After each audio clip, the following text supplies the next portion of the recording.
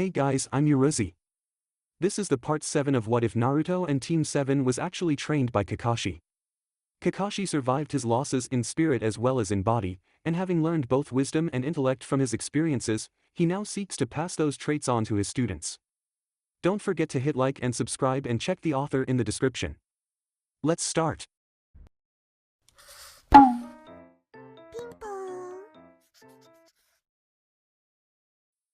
Chapter 26, The Rules Are Set. The first match is. Sasuke had been tested repeatedly while under the gaze of Hyuga Hayashi, the leader of the Hyuga clan, as well as the head of the medical corps, Anko, and Kakashi. The results had been disturbing. It's almost like a dedicated flow controller for his chakra, Hayashi had said when he finished his observations and made his report to the Hokage. His entire chakra system flows through the seal, and the seal normally does nothing. But when he tries to use it, the seal acts on his intent and bends the flow of his chakra to maximize the desired effect. The Hokage frowned at that. You see no loss in chakra, no unusual chakra, no sign of alteration or variation in the chakra beyond improved flow? None, Hokage-sama. Hiruzen turned to the head of the medical shinobi corps. You have found no evidence of alteration, on any physical level, when the seal is operating? The woman looked at a clipboard she had, thick with readings and test results, and shook her head. As far as we can tell, she said, flipping through the documents as if to check one last time for an error, the seal does not interact on a physical level with anything. Even the interpretation of intent appears to be caused by reactions to the flow of chakra, rather than through nerve impulses or other biological means, just as Hyuga-sama has said. The Hokage turned to share a look with Kakashi, who sighed and shook his head, and then his gaze fell onto Sasuke, his face growing stern even as his eyes softened. Sasuke, I cannot allow you to continue to compete in the Chunin exam.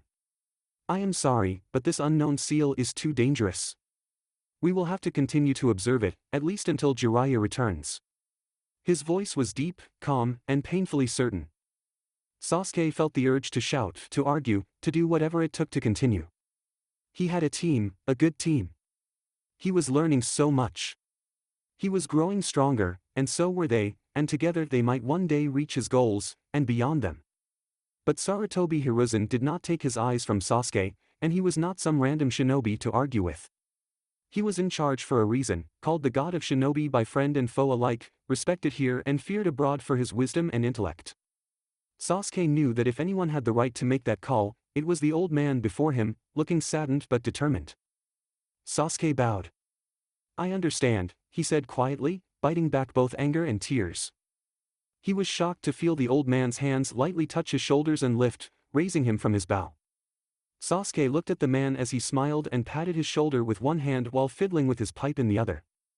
I am sorry to have to lie to you like that, the old man said, his lips curved upward slightly. I had to be sure.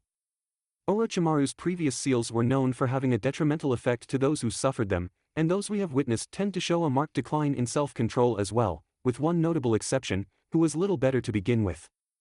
He snuck a glance at Anko, who was leaning against the wall. She stuck her tongue out at him, and he chuckled. Kakashi patted Sasuke's other shoulder and chuckled at the boy's confused look. Sasuke could see the curve in his mask that indicated he was smiling. What the Hokage is saying, Sasuke, is he had to forbid you from competing to see how you reacted. He is apologizing for that lie. So I can compete? Hiruzen looked at each person in the room in turn, and each gave a small nod, or in Anko's case, a thumbs up. He then looked at Sasuke and nodded as well. The last 2 days at the tower passed slowly for the Konoha group. Only a single successful team arrived after they did, the trio of Otogekure shinobi that had picked a fight with Naruto before the written test, and they arrived only minutes after Sasuke was taken away by Kakashi. Every other team that arrived was injured, or in a couple cases, carrying a dead ally. Naruto spotted the red-haired girl that he and Shino had saved, crying and alone when she limped into the tower. His clones had seen her reunite with her team, so something must have happened to them again, this time without himself and Shino to save them. That thought made him antsy, and the others watched him pace the floor as they waited and watched for further arrivals, his head down, his mouth drawn into a frown. The Konoha group stayed together, sleeping in one large room that looked like it did duty as a meeting hall under normal circumstances. They had been assigned beds, just like every other arrival, but Shikamaru had pointed out that while they had passed the test, nobody had said anything about being safe from the other contestants. Naruto sent his clones out to find a good place to gather and found the room deep in the building and apparently unused for some time. In the end, the group chose to camp there together rather than risk separation at this point. On the first night, Naruto sent out clones, hinged to look like the group, to give the impression that they was staying in their separate accommodations. It was less than an hour before he received memories from the clone disguised as Neji being stabbed in his sleep. 10 minutes later, the clones looking like Sakura and Naruto were also dispelled. None of the clones got a look at their attacker's face before they were dispelled.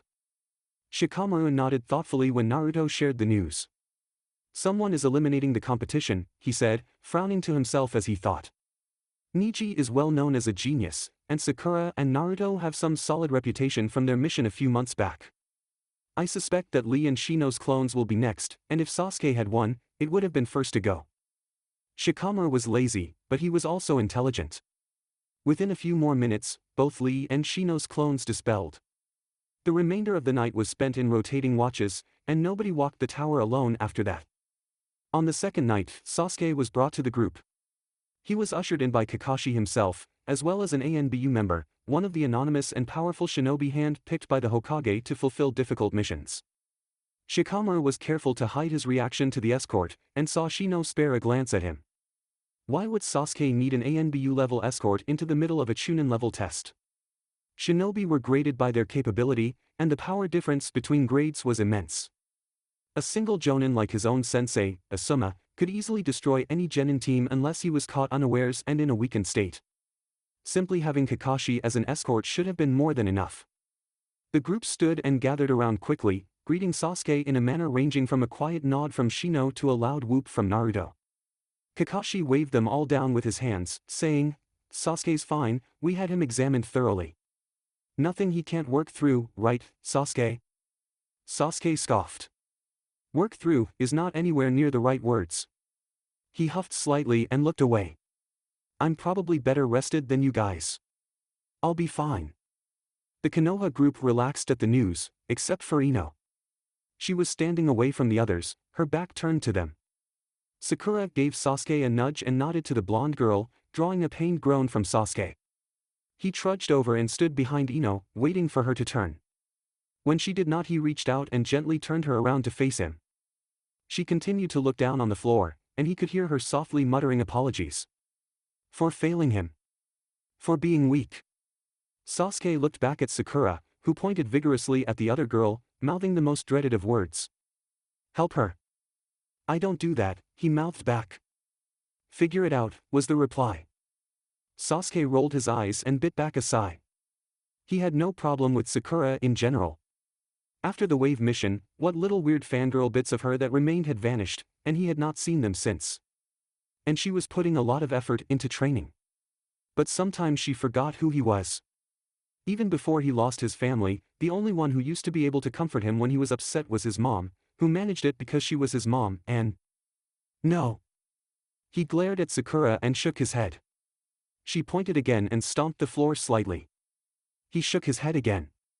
She took a deep breath, her jaw setting, then reached into her pouch and withdrew a pair of leather gloves, her fighting pair, and made a show of putting them on while glaring at him. And behind her, Kakashi shrugged and nodded at Ino. Sasuke shot a betrayed face at Kakashi, then schooled his face into, if not good cheer, then at least passive non-aggression. He turned to Ino, then raised his hand and pushed on her forehead with his index finger, increasing the pressure slowly until he got her head up high enough for her to meet his eyes. "We were ambushed by an enemy well beyond our abilities," he said calmly. "It happens. Let's just be glad we both survived, so we can grow stronger and do better, next time." Sasuke mentally flinched, even as he struggled to keep his face still. Never mind that he was acting like that man, he was also deliberately acting cool to one of his most rabid fangirls. He imagined Ino squealing with glee and jumping around and acting like she had just won the lottery, and thus was deeply surprised when she quietly nodded her head and gave him a small and rather pathetic smile. She even managed not to cry, in spite of the tears welling in her eyes. He forced a small smile of his own, then backed away, already discomforted by the close contact, already hurting inside with the memories of his bro. That man, doing the same for him. Naruto chose that moment to grab Sasuke by the belt and lift him over his head, letting out a cheer as he did so. Hearing the others laugh over it was mostly unpleasant for Sasuke. Mostly. Dobe? Yeah, team. Put me the fuck down. Later that night, while everyone was settling down and arranging who would be on watch, Sakura gave Sasuke a tap on the shoulder and pointed out into the corridor, a worried look on her face. When they both got out there, she quietly shut the door and scanned the corridor with her eyes before turning back to him. I saw the thing on your neck, she said quietly. I have to ask the same thing I asked Naruto. Is it safe, both for you and for us? Sasuke nodded once, slowly. As far as we can tell, and by we, I mean an awful lot of experts, medics, and the Hokage himself, it's a harmless seal, possibly even useful. It might actually make me stronger. Sakura wanted to sigh with relief, but the look in his eyes was dark. As far as we can tell, she repeated. He nodded again. You and Naruto might want to keep an eye on me, to be safe. Others with similar seals have, in the past, experienced aggression issues. If you ever see me get unreasonably angry or otherwise act irrational, you may need to stop me, or at least warn someone of higher rank if it's something disastrous. But as far as anyone can tell, the seal should not have that sort of effect on me.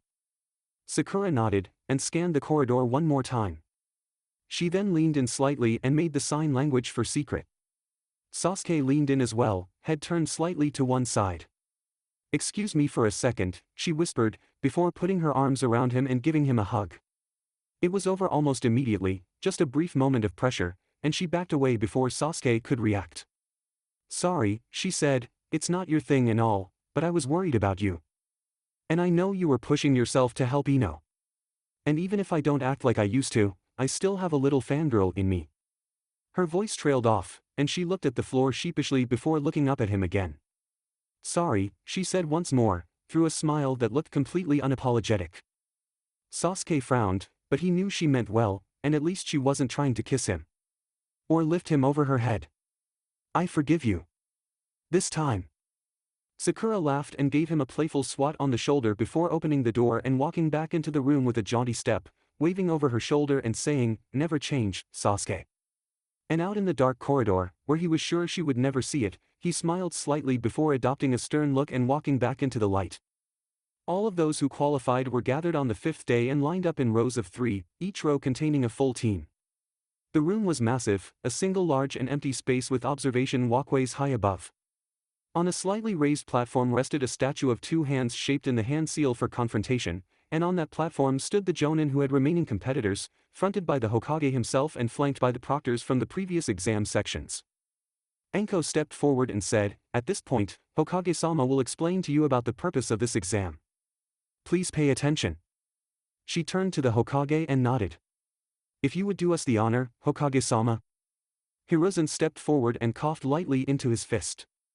Before we tell you the details of the next step, I must explain to you the true purpose of this exam.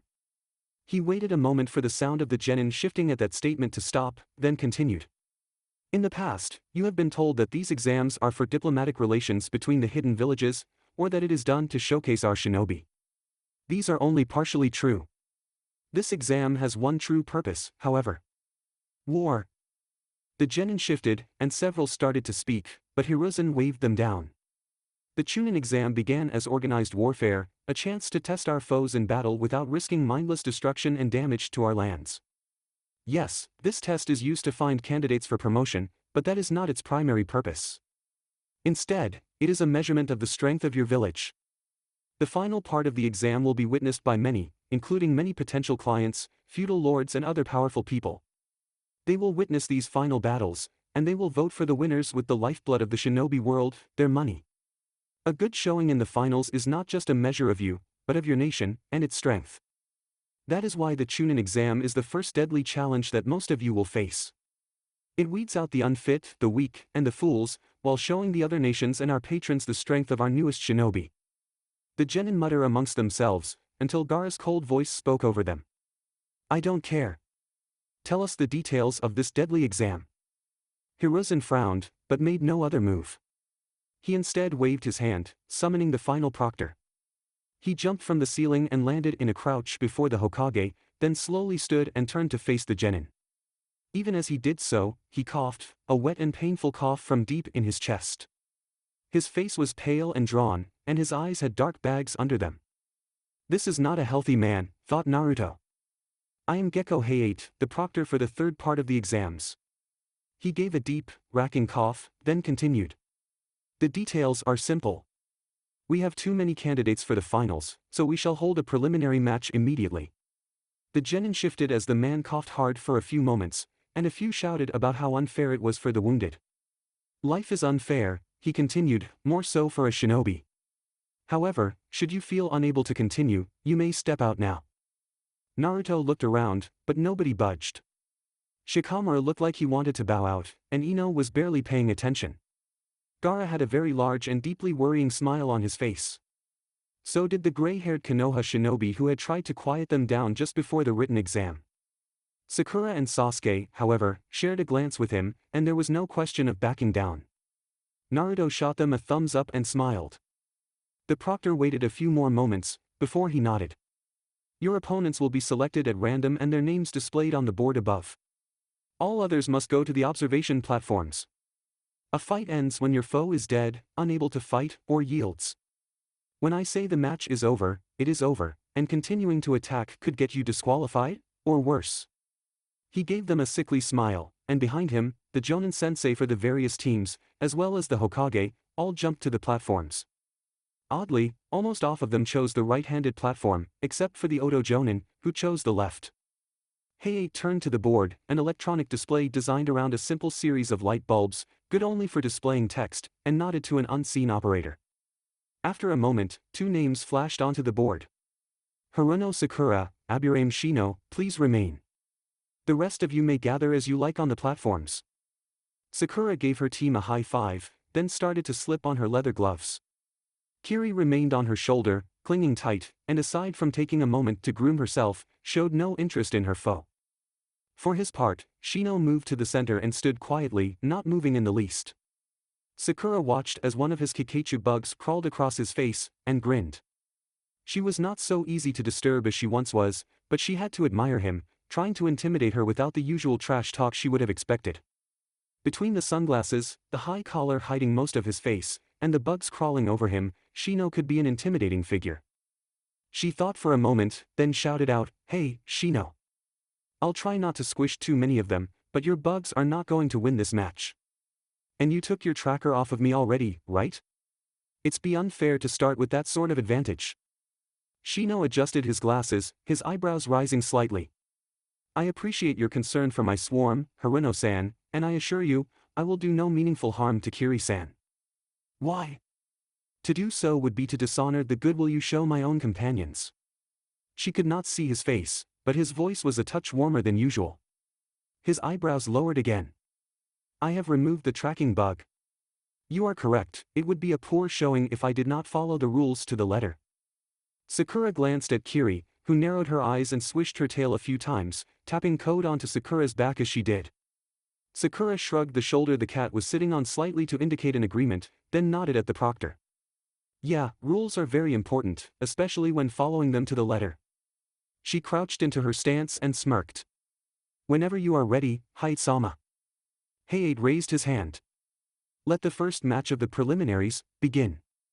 His hand dropped, and Sakura burst into action. Even as Shino raised his hands, summoning his swarm, she was cartwheeling back, Kiri leaping to the floor and running with her.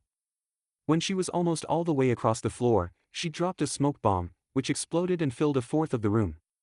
Within, she stopped tumbling and slowly, silently backed up, hand reaching for what she was looking for.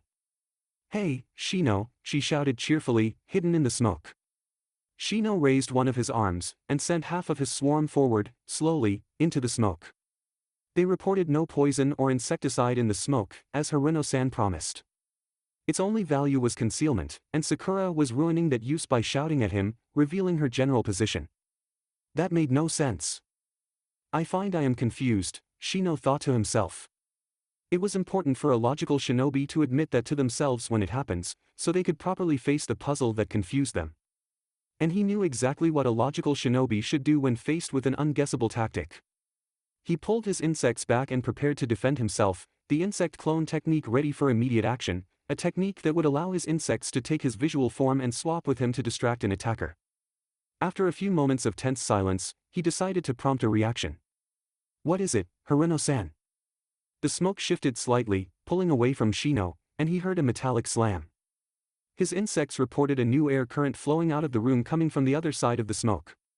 Nobody said we had to stay in this room for the fight, Sakura called out cheerfully, and Shino heard the sounds of her feet quietly running into the other rooms of the tower. He turned and gave the proctor a look. Height started to speak, then stopped and glanced at the Hokage, who was smiling. She is, technically correct, the Hokage said. You never said they had to remain in the room for the fight. Shino nodded to the Hokage, then turned and darted into the rapidly clearing smoke, his swarm surrounding him and buzzing furiously. Up on the observation deck, Naruto laughed loudly, cheering and shouting her name, quickly joined by Lee and Guy, making the entire room boom with their voices. Asuma's mouth had slackened, dropping a half-finished cigarette, and he remained that way until Shikamaru nudged him, after which he smiled and shook his head while reached for another. Sasuke was smirking, as was Kurenai. Even the Jonin for the Sand Shinobi had a small smile, from what could be seen under the sheet hanging in front of half of his face, and he did not seem the sort of man to smile often. But nobody was smiling as hard as Kakashi, safely behind his mask. Because he had seen the look on the Hokage's face when Sakura ran out, when everyone else had been looking at the smoke, and it had been priceless. That's my girl, Kakashi said to the others, hooking a thumb at the open door. Sarutobi Hiruzen, third Hokage, was a hard man to surprise, but he was surprised, enough so that let out a small chuckle himself. He turned to Height with a smile on his face and said, "Let's get to the camera system, shall we?" Sakura slipped into a small meeting room, deep inside the tower, and looked around. The place had several doors leading further into the building, but a quick check indicated they did not seem to lead in the general direction of the arena, leaving them as viable escape routes. The room was small for its design and simple, a small space that had been partitioned off from a larger space at some point in the distant past. It was perfect for her needs. Fight Shino is a wide open space. No, thank you. Without some sort of cover, the match would be over before it began. She would dodge and evade, and the swarms would follow her. If she moved to engage, all Shino had to do was fight her to a standstill until they caught up. Even if she was as fast as Lee, Shino could pull his swarms back and simply defend himself until she tired. There was no good fight to be had there for her, and there was no rules saying she had to do so. Bet they'll add that to the rulebook when this is done. She listened carefully at the door, turning her head periodically to focus her hearing to a different area. She waited and listened, and eventually she was rewarded with the sound of Shino approaching, stepping quietly. She smiled to herself, listening carefully, and did not move as he walked by. A minute later, she heard a second set of footsteps come close, and this time, she knew it was the right time. She pulled back slightly and flexed her arm. Hell yeah, she screamed, smashing into the thin wooden wall that was used to partition the room, and through it, her entire body focused in the effort, pushing her forward, until her fist plowed into Shino, who flew across the hallway and hit the other wall hard enough to bounce. That side of the hallway was part of the original room, something she realized when she was running this way, evidenced by the different trim along the walls and floors. Those walls were solid enough to take a blow, unlike the thin one she had just smashed through. Sakura kneed the remainder of the wall she had pushed through, smashing through it, and moved in to attack. She knew his swarm would be back in seconds after the attack, and she pushed herself as hard as she could, trying to end the match quickly. She darted forward and raised her leg to stomp on him, but he had already recovered, spinning his entire body and lashing out at her one leg with both of his. Already committed to her attack, Sakura took the blow to her legs, and fell. She fell forward onto Shino, grinning. Her arms reached out, grabbing at Shino's, her legs now tangling into his. She pulled, her strength far greater than his, and when his arms parted enough, she arced her back and then curled inward, smashing her forehead into his face, her Hittite's metal plate and cloth padding preventing damage to her even as it increased the damage to him. God, I hope Ino doesn't see me using my forehead as a weapon, I'll never hear the end of it. Shino was hurt, one lens of his glasses cracked, his nose clearly broken, but he continued to struggle, shifting in her grip, trying to get a leg between them, anything to clear the distance and hold her off. She gave him another headbutt, but he twisted as she did so, and she did not hit him with near enough force. She raised her head again, then heard the sound of his swarm flying at her. She shoved off of him as hard as she could, sending herself flying back into the hole she had made, just in time to see the swarm arrive, forming a living barrier between her and her target. She paused, long enough to see Shino start to move, then dashed to the back of the room and ran through one of the doors. Shimura Miyoki, civilian security specialist, was having a nerve-wracking day. Usually, her job as one of the shift guards for the complex camera systems installed in various important areas of Konoha was an easy and pleasant one. Watching over the Konoha library or the exterior of the Hokage's tower was a boring job, more so as she was only a tertiary defense, after the normal shinobi patrols and occasional ANBU guard hiding and watching. Civilians were only there as a defense against corruption, and even she was first to admit that excuse was only a paper-thin screen hiding the simple truth that she was there only to make the other civilians feel better. If they could get past the patrols and ANBU, they could get past Miyoki and her camera system. Still, she enjoyed her boring job, and as much as her distant uncle complained, she enjoyed the peace and warmth of her village. None of that warmth or peace was with her now. She was standing nervously at the back of her monitoring station, having been politely steered there by the Hokage himself, who gave her a pat on the shoulder as he did so. He was sitting in her chair even now, flipping through cameras at a speed that made her eyes ache, never missing a moment of the two genin hunting each other through the tower. Sitting and sometimes standing around the Hokage were living legends as well. Hatake Kakashi the copy mean was sitting on her supervisor's chair, and with the sudden break in decorum as a result of his student's move, he was cheerfully munching on some sort of puffed grain cereal. He was eating it through his mask, the very act of which hurt Miyoki's eyes as much as the flickering screens. Next to him was the sublime green beast of Konoha, Mato Guy, leaning over Kakashi's shoulder and cheering so loudly that the room was vibrating. His voice was painful, but the man gave Miyoki eyes a rest at least, because he was built. That was a man's man, never mind the bowl cut or eyebrows. When her eyes needed rest from the rest of the room, they settled carefully and discreetly on his buttocks, and her mind kept returning to a single question. Can you literally bend steel on them, or did they just look like it? Yes, you can literally bend steel on almost any part of him, came a quiet voice, causing Miyoki to lift her eyes nervously from Guy's qualities, and look at the woman standing next to her. She did not recognize the red-eyed woman, but she had an aura of confident power that signified her position as an elite, and the small smirk on her face did little to help Miyoki's nerves. We had to test it for a bet he and Kakashi made. You're not the first to think about that. She leaned in slightly and whispered, he's also dense as the rock he seems to be made of, which means he's available. Just saying. She smirked and gave Miyoki a pat on the shoulder, then moved up to get a better view of the screens. Miyoki tried to resist, but her gaze slowly returned to the Jonin's powers. It was a nerve-wracking experience for a mere civilian security specialist. But it had its benefits. Naruto kicked at the floor and grumbled. I don't care how crowded the room is, I wanted to see Sakura fight. Sasuke shrugged. I bet 5 Rio the whole thing is being taped by the security console, and Kakashi will snag the tape before the day is done. Naruto thought for a moment, then shook his head. No bet. Shino opened a door and looked into the darkened room. It was large enough to have support pillars along either side, and the decor implied it was some sort of reception area. He walked a few feet forward, looking carefully, then turned and shut the door behind him. He darted behind one of the pillars and paused to think. He had been tracking Sakura throughout the tower, trying to distract her with his insect clones, trying to get her to jump one and allow herself to be swarmed. But no matter what he tried, she always found him. He'd send the 2 clones he could form forward, and had been ambushed when Sakura dropped out of a tiled ceiling. He'd stepped forward first himself, letting his clones trail him as if waiting for her to jump. She had literally opened a door he was reaching for and punched him in the face, then casually shut the door again. Shino had blushed under his collar after he recovered from that one. Worse, she was smart enough to disengage when threatened. The moment his swarm would get within striking distance, she would be in full retreat, and her strikes were so powerful that he dared not pursue her too far, lest she double back and hit him in passing. He had almost lost the match when she opened the door and hit him, and the only reason he was still in the running was because his swarm had defended him while he struggled to remain conscious. But now, they were in a dead end, the final room. He had left the door open for a moment, trying to draw her out in an attempt to escape and continue her game, but she had made no move. But how can she know what is really me? Shino gathered his swarm to watch over him and thought carefully.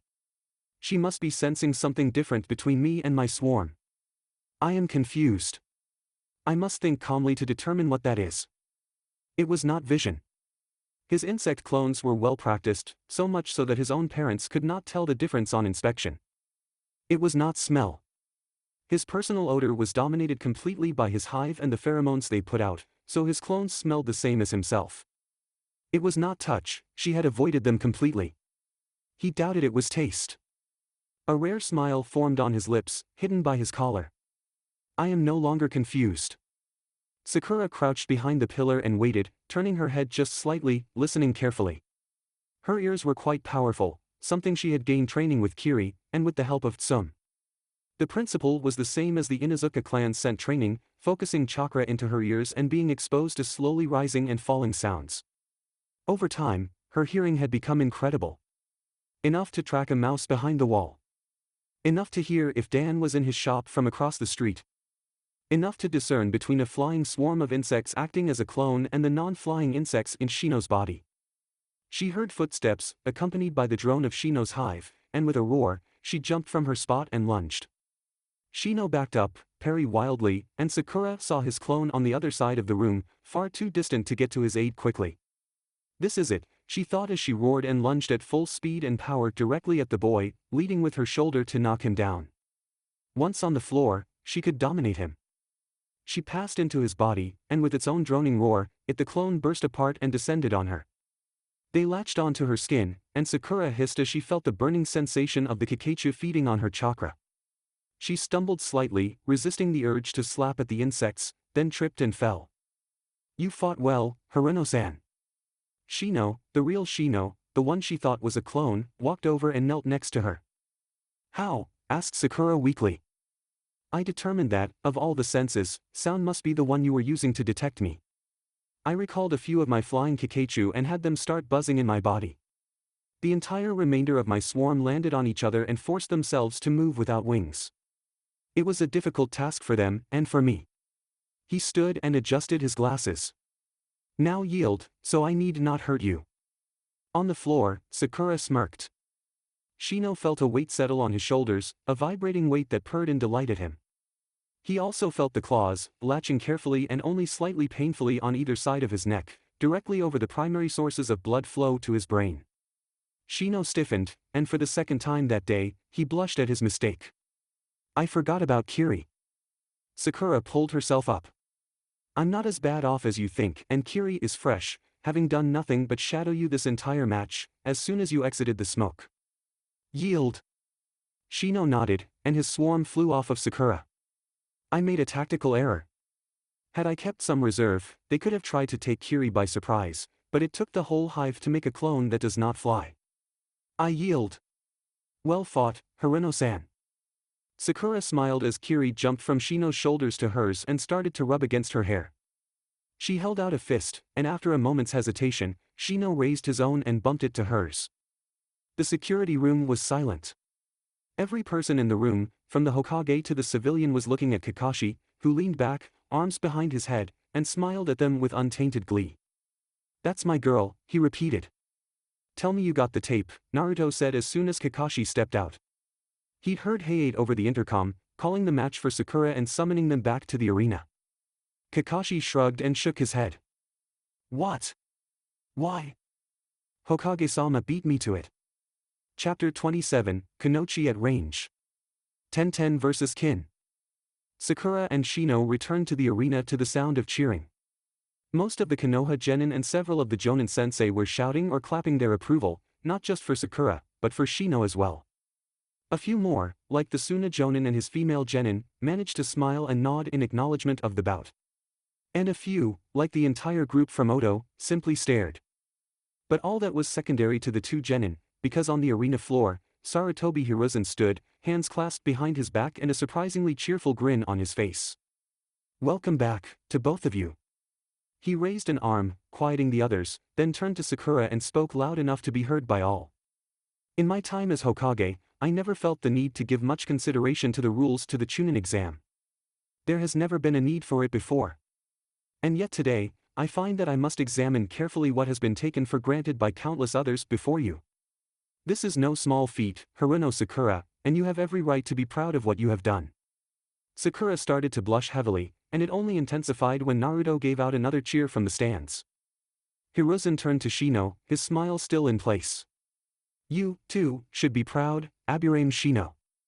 When faced with an opponent who changed the very nature of your mission, you checked in with those in charge, rather than assume you should pursue. When given confirmation, you did not hesitate to act, and proceeded in a sensible manner with your mission. Your loss may be unfortunate, but you should also be proud. I fully expect you to succeed the next time you enter this arena. Hiruzen gave a dry chuckle. Not the least of which because we must now become much more specific in the terms we use to describe this test. There was some muffled chuckles from the Konoha teams, and one possible snort from those from Suna. From here on out, leaving this arena will be considered a forfeit. In the future, we may expand the arena to provide more cover and options, but for this year, it shall remain a test of strengths. Besides, until we know of the future plans, I would rather we not destroy too many walls. This last got a few more laughs, and Sakura turned to give her fellow Konoha genin a bow. The Hokage waved at Sakura and Shino, dismissing them. They turned and bowed to each other, a formal show of good sportsmanship, then jumped to their team's places on the platform above. "Why, you did good, Shino-kun," said Hinata, gently patting him on one shoulder. She reached into her pocket and offered him some of her medicinal cream, which he accepted with a grateful bow, revealing his heavily damaged face.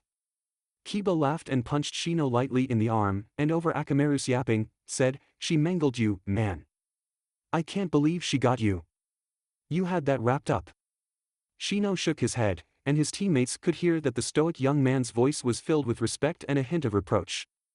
"I allowed myself to be complacent once my allies had her in their grasp. I will not make that mistake again. And should you make it to the finals, do not take Harino-san and Kiri-san lightly, Kiba."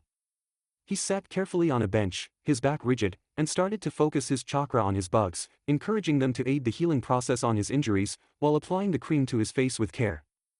Sakura, meanwhile, was greeted with a loud cheer from Naruto, who jumped in and picked up Kiri to spin her about, singing her praise even as she stared at him moodily. Sasuke held out his fist to Sakura, who bumped it and grinned. "Good job," he said, and his small smile was genuine. She smiled back, then turned to pry Kiri's claws from Naruto's face before he could even begin to shout.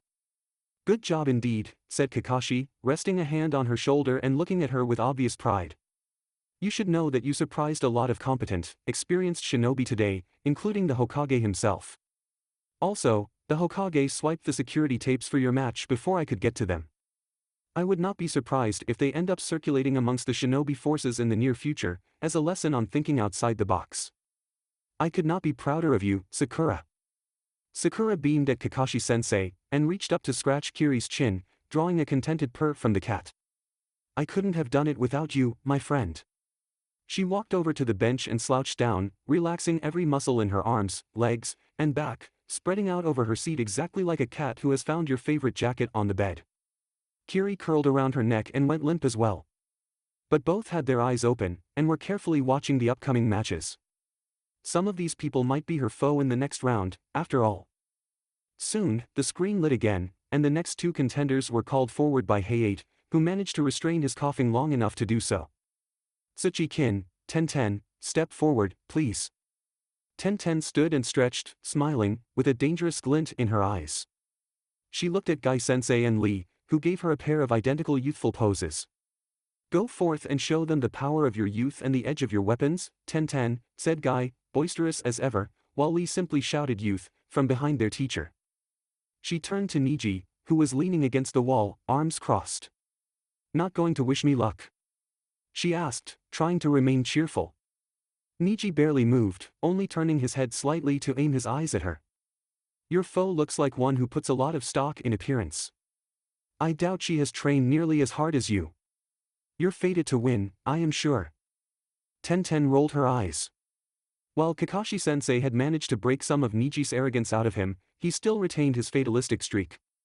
If anything, it was now more intense, now that he was open to learning techniques outside of his clan. Apparently, he was fated to bring outside influences to the famously traditional clan. She shook her head, banishing thoughts about her team, and jumped down to meet her foe. Kin was already below, having wasted no words on her team or sensei. She wore a simple dull green vest and a matching set of pants and scarf that shared a blotchy camouflage pattern in gray and black. Her hair ran all the way to the back of her shins, long and luxurious. But most importantly, to Tenten, she was smirking the entire time, her entire stance speaking of confidence, not just in her strength, but in her foe's weakness. Wait and see, you smirking schmuck. Hayate raised his hand between them. Tenten crouched slightly, her eyes narrowing, her body tensed and ready to begin. Kin crossed her arms and smirked harder. Begin. Kin's arms moved the moment Hayate's hand began to drop, throwing 6 senbon at Tenten before the man's voice faded. Her smirk faded slightly when Tenten ducked under her surprise attack without the slightest hesitation and replied with a kunai, which landed at Kin's feet. She flinched slightly away, then looked at the blade in the ground. There was no explosive tag, nor any seals, or any other sign of danger. You seriously can't even throw straight, can why? Kin's eyes widened, and she dove to the floor as another kunai passed directly through where her face had been moments earlier. She turned her dive into a desperate roll as more and more kunai buried themselves into the floor behind her, then a desperate backpedal when they started to arrive directly in front of her. She turned to look at Tenten, who was standing in the same pose, slightly crouched, a single scroll partially unrolled in one hand. I never miss, said Tenten, her eyes never leaving her opponent. Her left hand flexed slightly, sliding the scroll open a little more, and with a quick motion, Tenten placed her hand above the storage seal that was revealed and pulled another kunai from the scroll. Kin's hands flashed and she drew another set of senbon, this time from her special pouch, and let them fly. There was a sound of ringing in the air as the needles flew, the bells attached to them tinkling quietly. Tenten stepped slightly to the side, directly into the gap in the middle of the set of senbon. The gap Kin deliberately left in her throw. She reached again for some senbon, sidestepping another throw from Tenten as she did so, and let them fly in the same pattern, but with a couple bell-less senbon in the gap this time. She had practiced her skills for ages, testing her theory on target after target, and the results were always promising. When faced with her bell senbon, foes instinctively latched onto the sound to indicate where the fast-moving and hard-to-see needles were. Then, once they had, she would throw some senbon without the bells in the mix, and her foes would often ignore the soundless needles until it was too late. Kin smirked as the senbon flew, and then lost her smirk when Tenten dodged hard to the side, avoiding both kinds of needles while continuing with her own attacks. Kin started dodging frantically as she threw more and more of her mixed needles to no effect. Tenten meanwhile kept throwing a steady stream of kunai, one at a time and with frightful accuracy, at an exact rate of 1 per second. Kin lurched and jumped and rolled away, reversing direction frequently as Tenten got an eye for her movements. Tenten, meanwhile, dodged in a sedate and careful manner, never moving more than a body length away from her starting point. You may as well stop with the bells, she said cheerfully after almost a full minute. Kin was covered in sweat and dirt from her efforts, while Tenten looked as fresh as she had when she got into position. I told you my aim is excellent, and so is my eyesight. I can see how many are coming at me. Not anymore, said Kin with a devilish smile. She twitched a finger, and several of her bells started to ring in a dissonant manner, raising a clamor that seemed to build on itself, until Tenten clutched at her head and stumbled slightly to one side. She glanced down at the floor, steadying herself, but when she looked back up, there were now several Kin standing in a line. Each one hefted a handful of senbon and smiled viciously at her. Tenten unsealed several more weapons and tossed them quickly, and was gratified to see the various Kins all dodging, the exact same move repeated by each image. This means two things, Tenten thought. First, it's an effect on my own perception, not a bunshin or other clone technique. Second, she is still in the group, and probably somewhere near the middle of the pack. She started to focus on the two in the center, trying to find the real Kin, but her foe was careful to dodge attacks on both herself and her nearest double, preventing Tenten from picking her out. Then Tenten flinched and jumped to one side as Kin started throwing again.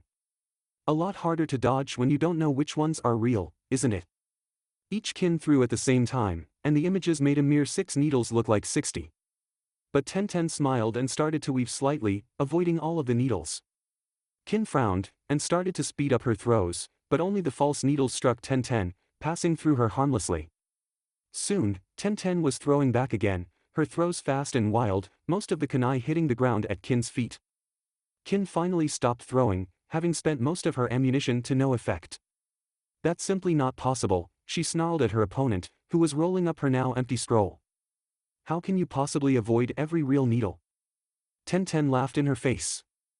I told you, my aim is excellent, and so is my eyesight. There are only 2 ways you can attack me with that illusion. You can have your duplicates all throw forward, in which case, I only need to dodge the ones coming near me, because the others are duplicates. Or you can have them all throw at me, in which case, all the incoming needles form a focal point at wherever you're aiming. Step away from that focal point, and the real needles miss. For all your masterful throwing skills, you are no match for me. Yield now. Kin rolled her eyes at the trash talk. Bring it. Tenten made 3 hand seals and took a deep breath. Kin froze, slightly confused at the sudden change in tactics, and that was all Tenten needed. Tenten was not very skilled at the grand fireball technique by traditional standards. When she exhaled, instead of a tight ball of flame, she sprayed a thin sheet of fire from her mouth, blanketing the area before her. Kin raised her hands in front of her, but while slightly painful, the fire was no threat to her. As soon as it passed, she dropped her arms and prepared another throw. Then she heard the hissing sound. Kin looked down at her feet, and what she saw chilled her to the bone. There were 2 types of kunai on the ground around her, some with standard brown corded handles, and some with green. Fully a third of the weapons had green handles, and they were tightly clustered around her and her doubles. And the green cords around the handles were rapidly burning away, winding a hissing trail from the pommel ring to the base of the blade itself. Like a fuse. I never miss, said Tenten, turning away and diving to the ground. The explosion that followed was terrifying to behold. It was no fancy, beautiful fireball, but a nearly invisible wall of concussive force. The kunai themselves were shredded instantly by the force of the explosion, flying out at terrible speeds in all directions, embedding those pieces in the floor, walls, ceiling, observation platforms, and Kin as well. When the dust and debris started to settle, Tenten picked herself off of the floor, hissing at the few tiny cuts on her legs from stray shrapnel, then looked at her foe. Kin was on the ground, curled into a ball and bleeding profusely. Her arms and legs, carefully held close, had taken the brunt of the shrapnel, and were in such tatters that Tenten doubted the girl could move even if she wasn't incapacitated from the blast itself. The room was silent for a moment, before Hayate appeared beside her. Winner, Tenten, he said calmly as he waved some medics over for the fallen girl. The cheers from the Konoha teams were slightly more subdued than they had been for Sakura, but the serious-looking blonde girl from Suna gave her a respectful nod, and coming from what looked like a serious kunoichi like herself, that meant more than any amount of cheering.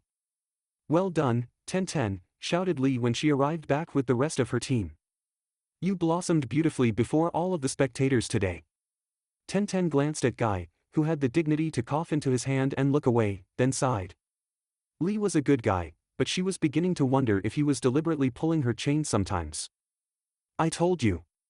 Your fate determined your victory over your opponent. Neji had yet to move from his spot against the wall, and his tone was not congratulatory, but condescending. It was probably as close as she would ever get to a positive reaction from the Hyuga boy, but suddenly that wasn't enough. Tenten whirled on him and stomped forward, until she was directly in front of him. You keep saying that fate determines everything. Fate made my victory. Fate ensures yours. Fate, fate, fate. Fuck fate. I earned my victory. I earned it with hard work, planning, and skill. I earned it with sweat and more than a little blood. Neji shook his head at her. How it happens does not matter. Fate is. Tenten gave him a light push, but enough to force him to stand up straight. He barely moved, but by the look on his face, it was as if she'd attacked him. You think you're all stoic, she shouted at him. Will you be saying it was fate when you lose? Will that be fate too? I won't lose. Neji sneered at her, his face turned ugly with disdain. None here can best me. Not the Uchiha. Not Lee. And not you. He turned away from her and crossed his arms. Pray we do not meet in the finals, Tenten. I won't hold back. Neither will I. Tenten grit her teeth and turned away as well, walking to the other side of Guy and Lee. Lee looked confused at the way his teammates were acting, but Guy, the look on his face was not confused. He looked like he understood the situation perfectly, and it pained him. She took a deep breath, closing her eyes and counting down from 10, before opening them again. After a moment, she tentatively raised her hand and gave Guy a thumbs up. It wasn't as youthful as his own, but it brought a small smile to his face at least. Standing behind Guy, his face turned away but his Byakugan active and watching the scene, Neji held his arms tight around himself and frowned.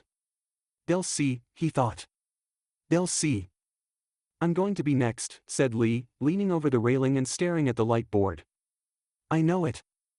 I'm going to be next, said Kiba, when he heard Lee. He stepped to the railing and stared as well. No, I'm next, shouted Naruto, practically jumping in place. Hayate nodded to the shinobi manning the board, who activated the randomizer and displayed the next match on the screen. The three boys at the railing wailed in disappointment. Kankuro and Dosu, come down please. The others watched as the two contestants jumped to the arena floor and moved forward to the starting positions. Dosu was first to arrive, the feathery straw raincoat on his back rustling slightly with each step.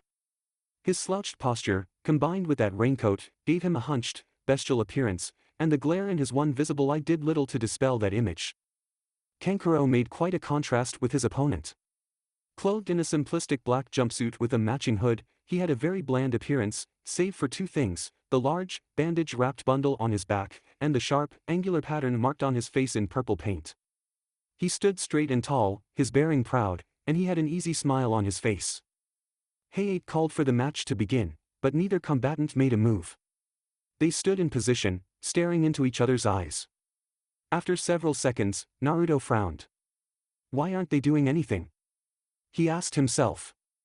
They're sizing each other up, said Kakashi, as he and Sasuke joined the others at the rail to watch.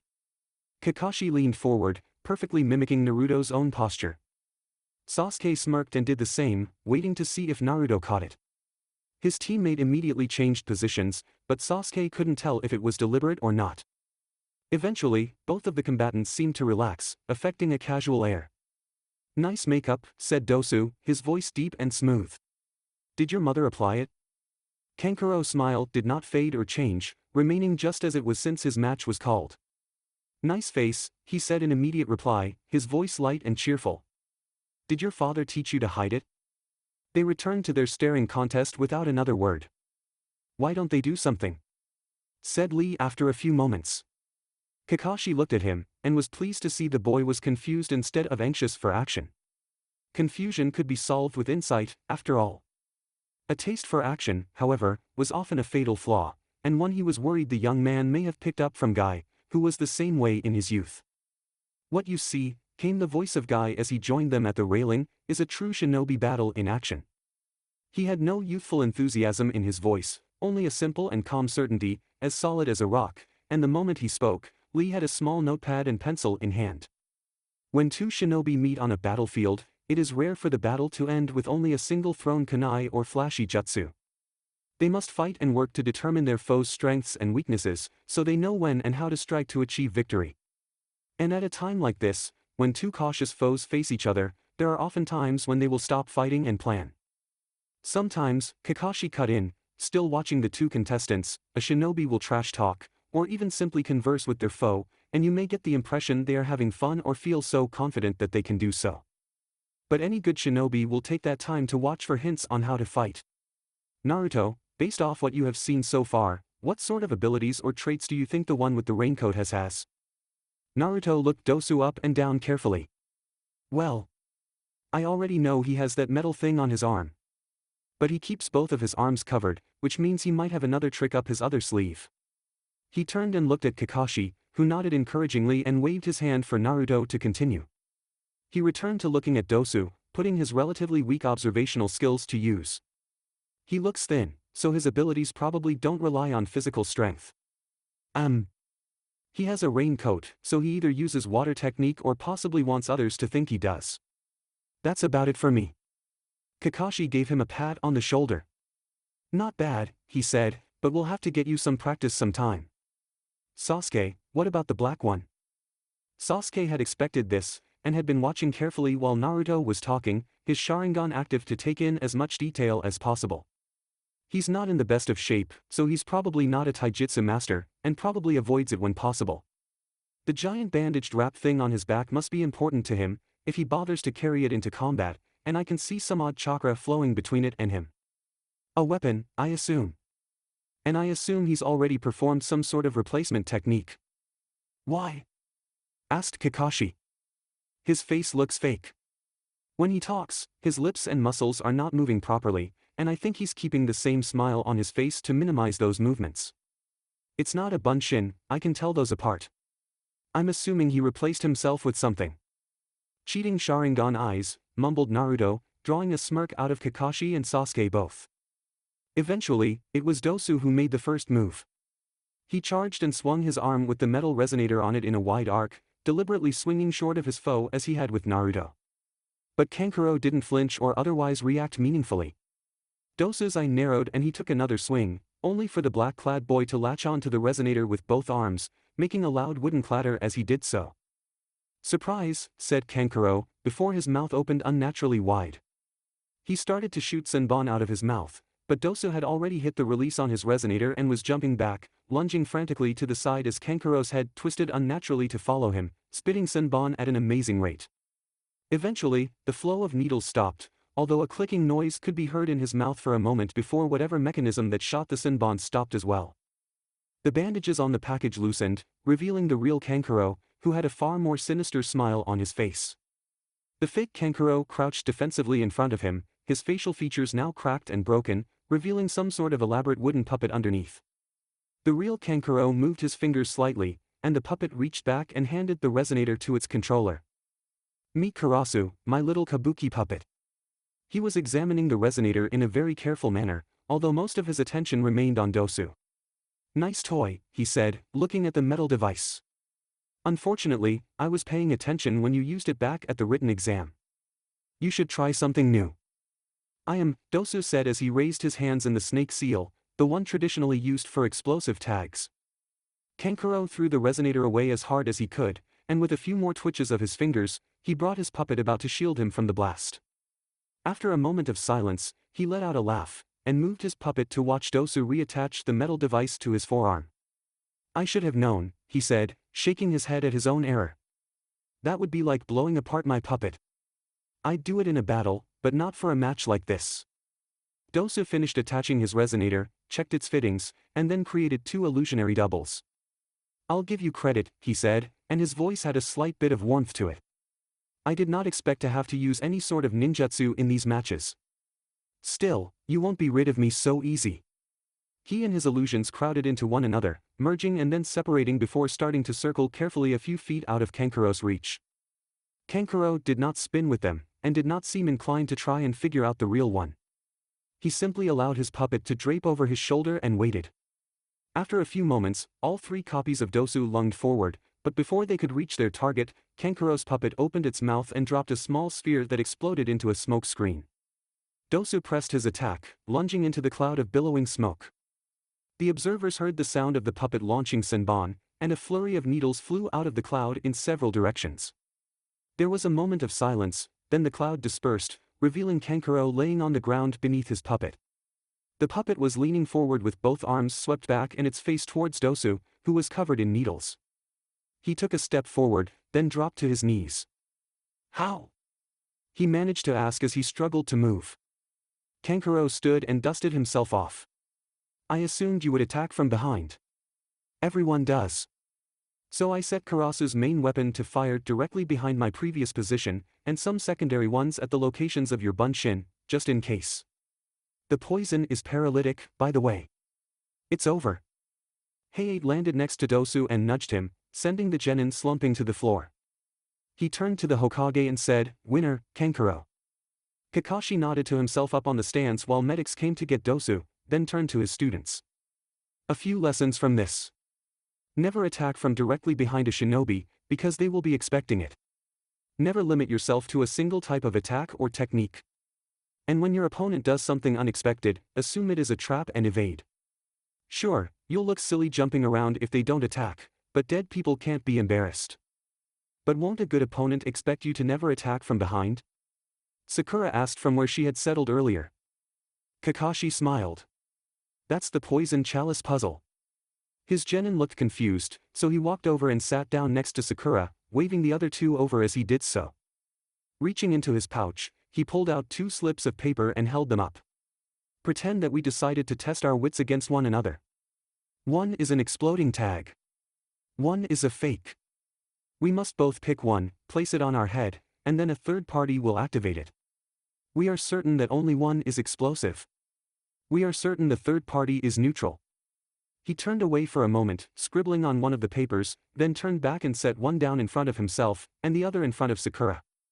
Which one is the real tag? All three genin stared at the slips of paper. Sasuke was the first to look away, shaking his head. Sakura did so shortly after, palming her face as she did so. Naruto pointed at the one in front of Kakashi and grinned. Why that one, Naruto? You're tricky, sensei. You know that I will assume you gave me the poisoned one, and assumed I would take the one in front of you. Naruto crossed his arms and grinned. Kakashi smirked and nodded his head. Sure, sure. But how do you know I am not expecting you to assume the one in front of me is real, and thus actually give you the real one? As you said, I am tricky. Naruto made what he probably thought was a serious thinking face, then pointed at the tag in front of him. That one, he said, with utmost certainty. Kakashi reached over and hovered his hand just above the tag. Sakura grinned at Naruto, not a sweet and friendly grin, but a grin with teeth. But Naruto, how do you know he doesn't know you know? He might be expecting you to know this, and thus gave himself the tag, expecting you to assume a single layer of trickery is not enough. Before Naruto could reply, Sasuke gave him a light slap in the back of the head. It's an infinite loop, dobe. You can never be certain what your foe knows. In your case, you can probably never be certain what you know, either. Sasuke ducked Naruto's fist with a laugh and watched his friend fume. The thought rolled around in Sasuke's mind for a moment before settling. Yeah, I suppose he is my friend. Sasuke was not the friendly type. He understood the concept, but until this very moment, he didn't really understand what it was. As a child, his friends had all been family members, some close, some distant. They were different. They were family. Sasuke had always figured that being friends was a decision, made deliberately, a sort of social contract to remain neutral with each other, but what he felt now was the same as he once felt for his cousin, who used to play catch with him, or his uncle, who used to tell him stories on rainy days. Then he felt a chill run through him, remembering what had happened to his past friends. He realized, standing in the middle of the exam, watching Naruto argue game theory with Kakashi, that friendship meant one thing to him, loss. Because in the end, he would lose his friend. It might be in combat, a kunai in the dark or a fiery jutsu. It might be to an illness, a slow and painful decline. It might just be of old age, when their bodies simply stopped working. But someday, he'd lose his friend, just like he lost. He started slightly, and looked up to see Sakura standing next to him, a hand on his shoulder. Are you okay? She asked, frowning slightly. You suddenly went quiet and kind of shut off for a moment. Had me a little worried. Even Kiri, perched on her shoulder, looked concerned. Something strange took hold of him then. He found that he didn't want to keep his thoughts to himself for once. He wanted her input, valued it even, because surely it was something she had faced as well. He swallowed painfully through the knot in his throat, and in a quiet voice, he asked, how do you face the eventual loss of a friend? I just realized, someday, all friendship ends. How can I make more bonds, knowing how it will hurt to lose them? Sakura shrugged. I can't answer that for you. But as for myself. She watched Kakashi and Naruto arguing even harder after the blonde found out that both slips of paper had been marked as traps with a fond smile. I think, faced with an inevitable loss, the goal becomes to get as much out of the deal as you can. In a fight. In relationships. In life itself. Get what you can, while you can, and enjoy it. Kiri chose that moment to meow from her place on Sakura's shoulder, then jumped down and began rubbing against Sasuke's leg. He leaned down and idly scratched the cat's back, getting a pleasant purr from it. She's a cat, Sasuke. She'll live 15 years at best, assuming nothing happens to her on duty. Should I flinch away from her, knowing I'll almost certainly lose her someday? Sakura leaned down and scooped up her cat, then flipped it upside down and burrowed her face in its tummy, making little muffled growling noises while Kiri half-heartedly grumbled and batted at the girl's pink hair. Sakura pulled her face back and gave Kiri a kiss on the nose, saying, but then I'd miss this fuzzy little tummy. All the attention caused the cat to flop back in her arms and start purring again. Kakashi and Naruto suddenly stopped arguing and looked at the announcement board, and then at Sasuke. Naruto had a huge smirk on his face, but Kakashi looked alarmed. Sakura looked up at the board before Sasuke could, then grinned cheerfully. Looks like you're up, Sasuke. And get your game face on, it's going to be tough. Sasuke looked up at the board and felt a moment of dread. I just know this is going to turn into some sort of battle for her fair maiden blossom or something stupid. Uchiha Sasuke, Rock Lee, please come down for your match. Wosh. I shall fight Uchiha Saiyan for the right to protect the fair maiden Sakura. Damn. Chapter 28, Honor and Blood. Sasuke vs. Lee. Sasuke chose to take the stairs down to the arena floor. He was more than capable of jumping the distance, as Lee did moments after the match was called, but a few moments to plan and prepare would be useful. Sakura had told him a little about Lee after she rejoined his group at the tower, and Sasuke had to admit to himself that he was quite nervous at facing down a taijutsu powerhouse, even if Lee could not use ninjutsu or genjutsu. The stories Naruto told of his time training with Guy and Lee did not help any either. But he was not without his own abilities, hard-learned and hard-trained. He had his tools. He had his training. He had his mind. He only needed to use them the right way, and he could win. So he walked down the stairs slowly, thinking carefully, and by the time he reached the bottom step, he was already reaching into his pouch and retrieving a pair of lightweight goggles, tinted slightly red. By his first step on the arena floor he was lightly fingering the various orbs, flasks, and tags on his person, checking the dots and scratches he placed on them for identification. One more step, and his smile was back in place. I got this. Lee was already waiting on the floor, standing at the ready, one hand forward and a cheerful smile on his face. Yosh! I am ready for our youthful battle, Sasuke-san. I will defeat you with my hard work, so others may know how hard they must work to earn the right to try and woo Sakura-chan. Up on the observation platform, Sakura palmed her face, trying to cover the faint blush slowly creeping its way across her cheeks. Based on the glances and laughter she got, she was only partially successful. I am going to need to talk to Lee about this, she thought to herself. Sasuke managed a cheerful smirk while checking the fit on his goggles and slipping them on. As you like, Lee. He stepped forward and offered a fist. No hard feelings. Lee grinned and stepped forward to bump fists. There are never hard feelings when two opponents give all on the field of battle. He backed up and returned to his ready stance. Sasuke stepped back as well, and beneath his goggles, his eyes turned red. Hayate stepped back and raised his hand. Begin, he said, jumping away as he did so. Lee wasted no time. The moment Hayate moved away, he was charging across the floor, his poise and form perfect, his speed incredible. But it still took time for him to run that distance, and in that time, Sasuke had already reached into his pouch and dropped the small sphere he had felt for earlier. It exploded into a cloud of smoke, thick and gray. Sasuke ducked and tumbled slightly to the side as Lee continued through the smoke in a single bound, scything through the spot Sasuke had been standing with a whirlwind kick that parted the cloud for a moment before it resettled. The green-clad genin landed on the other side of the cloud and turned to face it. His smile had not faded in the least, and he took his same starting position as always. You think you can hide in that smoke, Sasuke-kun? You will find that I am not so easy to fool. He reached into his pouch and pulled out a length of black silk, which he quickly tied over his eyes before returning to his stance. Sasuke, watching Lee's chakra through the smoke screen, smiled and quietly pulled another sphere out of his pouch, this one significantly larger and made of metal with a single button on the top. He crouched, carefully positioning his feet as quietly as he could, before he deliberately scraped one of his feet across the ground, so lightly as to be nearly, but not quite, inaudible. Lee turned his head slightly at that lightest of sounds and dashed into the smoke, spinning into another kick and hitting nothing but air.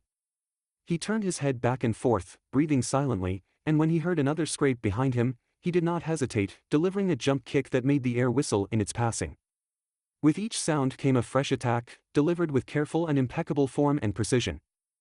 Sasuke watched each attack carefully with his Sharingan, observing his foe's every move. He pulled out a kunai and lightly tossed it to one side, and Lee promptly attacked that area with flying kick, then stopped where he was to listen carefully in the smoke. A shuriken, tossed lightly in the other direction, had the same result. Finally, he pressed the button on the metal orb and tossed it just out of his reach. It landed with a thump, skidding slightly but not rolling. In moments, Lee was there, nudging the sphere with his foot, a curious look on his face.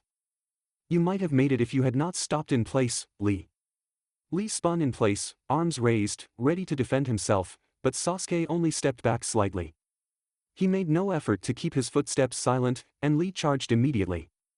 He only made it 3 steps before he stumbled, his legs pinwheeling slightly before he crashed into the ground and slid to a stop near Sasuke's feet. Sasuke shook his head and knelt down next to Lee, who was laying in a heap. The sphere had a numbing agent. It won't hurt you, but you're not going any. Sasuke's jaw snapped shut as Lee's fist smashed into it, sending Sasuke tumbling out of the smoke cloud, skidding and bouncing across the floor before he fetched up against the wall. He looked into the cloud, then his eyes widened as he rolled to one side just in time to avoid a crushing knee drop from Lee that cracked the cement floor. Lee stood smoothly with his back still to Sasuke, although Sasuke's Sharingan eyes could make out a tiny amount of hesitancy in his motions. A mere numbing agent will not stop me, Sasuke-san. It is true, I cannot feel my body, but I know my body through years of training. He turned and entered his starting stance, a broad smile on his face as he removed his blindfold. I do not need to feel my body to control it. Sasuke was no fool. He knew he was good at taijutsu, very good at it compared to most genin, but Lee had focused entirely on taijutsu alone. It would have been the height of arrogance for him to assume he was better at it than his opponent.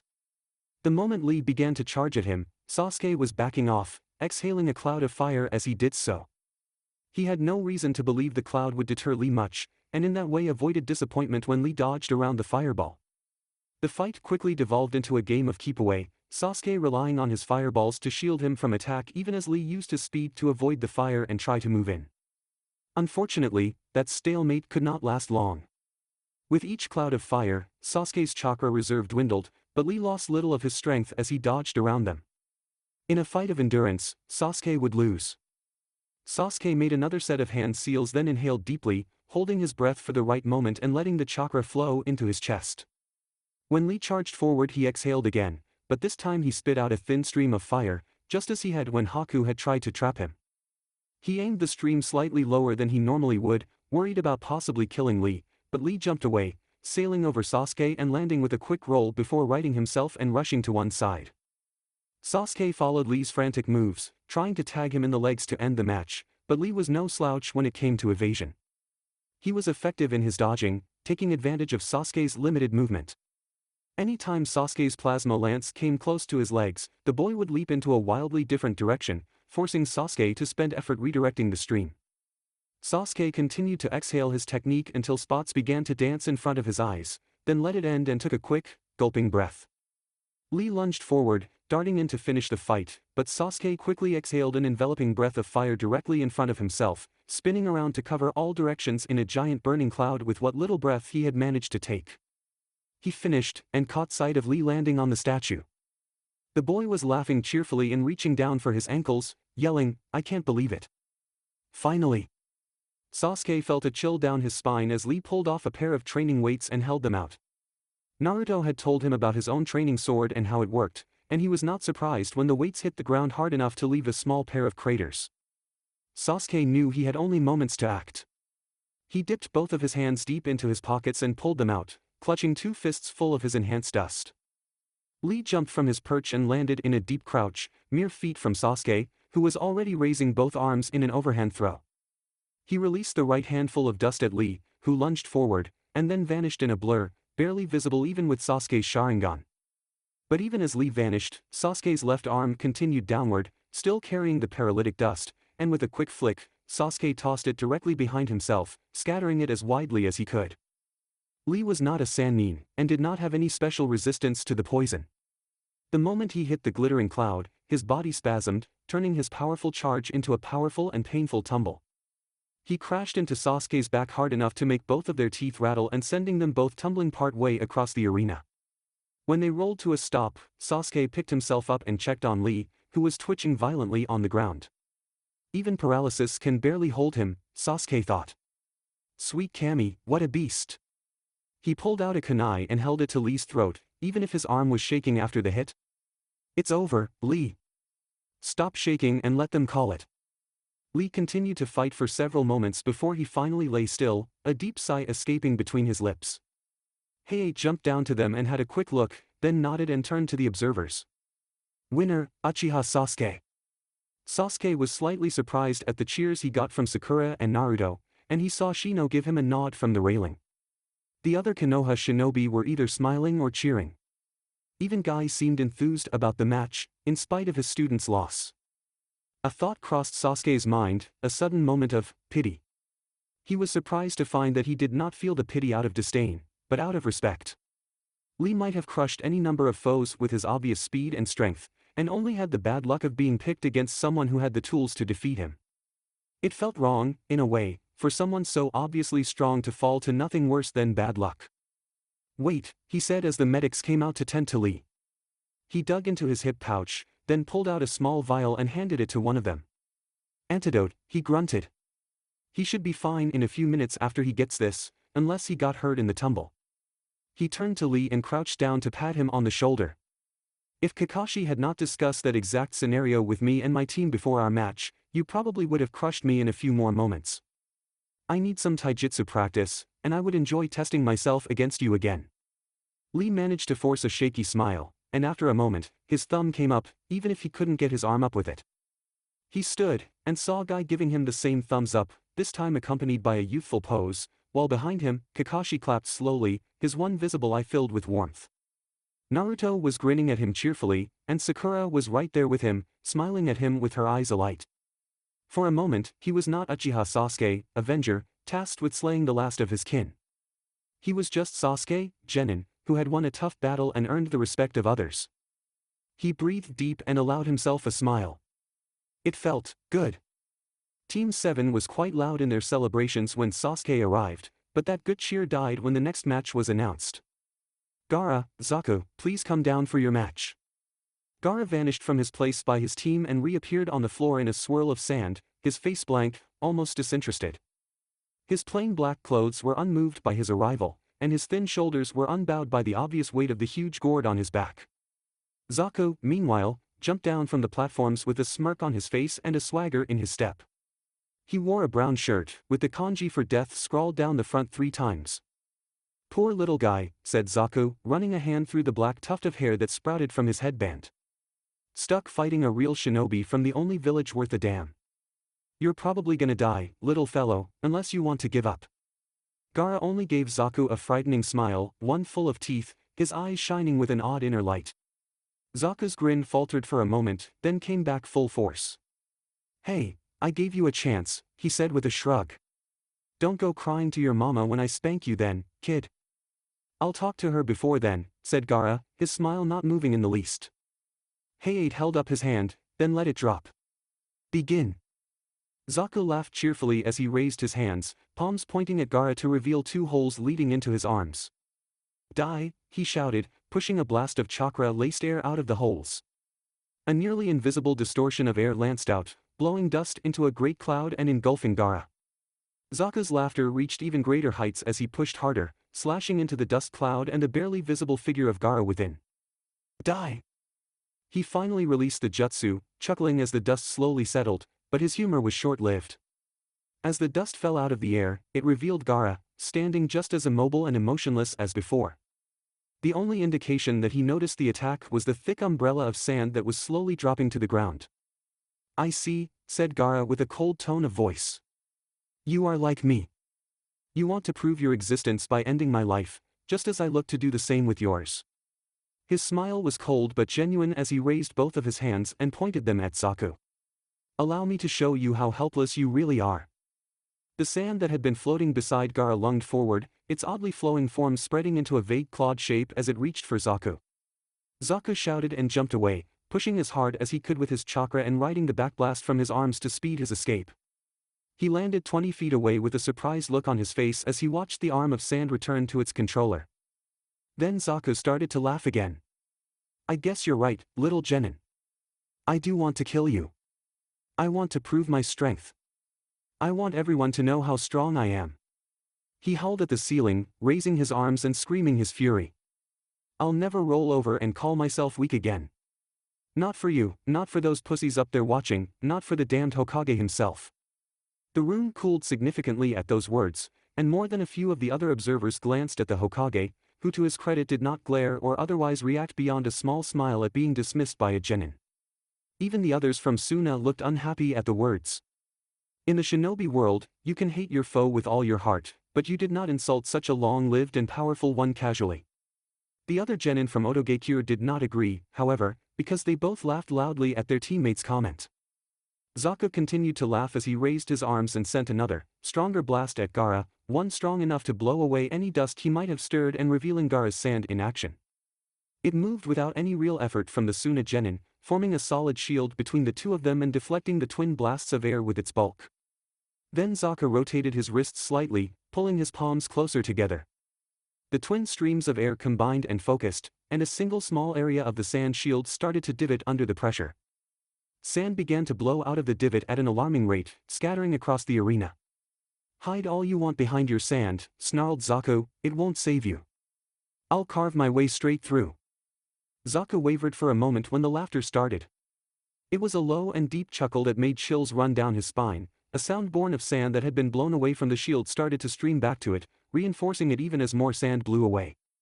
The shield of sand then began to advance slowly towards Zaku, and no matter how he focused on it, he found he could not push it back. "Yes," said Gaara, slowly walking forward behind his shield. "Push. Fight. Struggle. Put all of your energy and life into your futile attack. Prove my existence as I remove your own." Several tendrils of sand whipped out from behind the shield, sliding along the ground and lashing at Zaku's feet, forcing him to turn his palms down and use them to thrust away again. He snarled as he rose into the air, his fury written clearly within his eyes, then came to a sudden, jarring stop. He looked down and saw a fourth strand of sand clinging to his ankle like a tentacle, pulling him down. Zaku shouted and flailed, but the sand was irresistible, pulling him down to the ground, and to the waiting coils of the other tendrils of sand. Gaara raised his hands and the sand began to creep up Zaku's body slowly, clenching his limbs and torso painfully tight. "Hey," he said with a chilling smile, "I gave you a chance. Don't go crying to your mother when I spank you."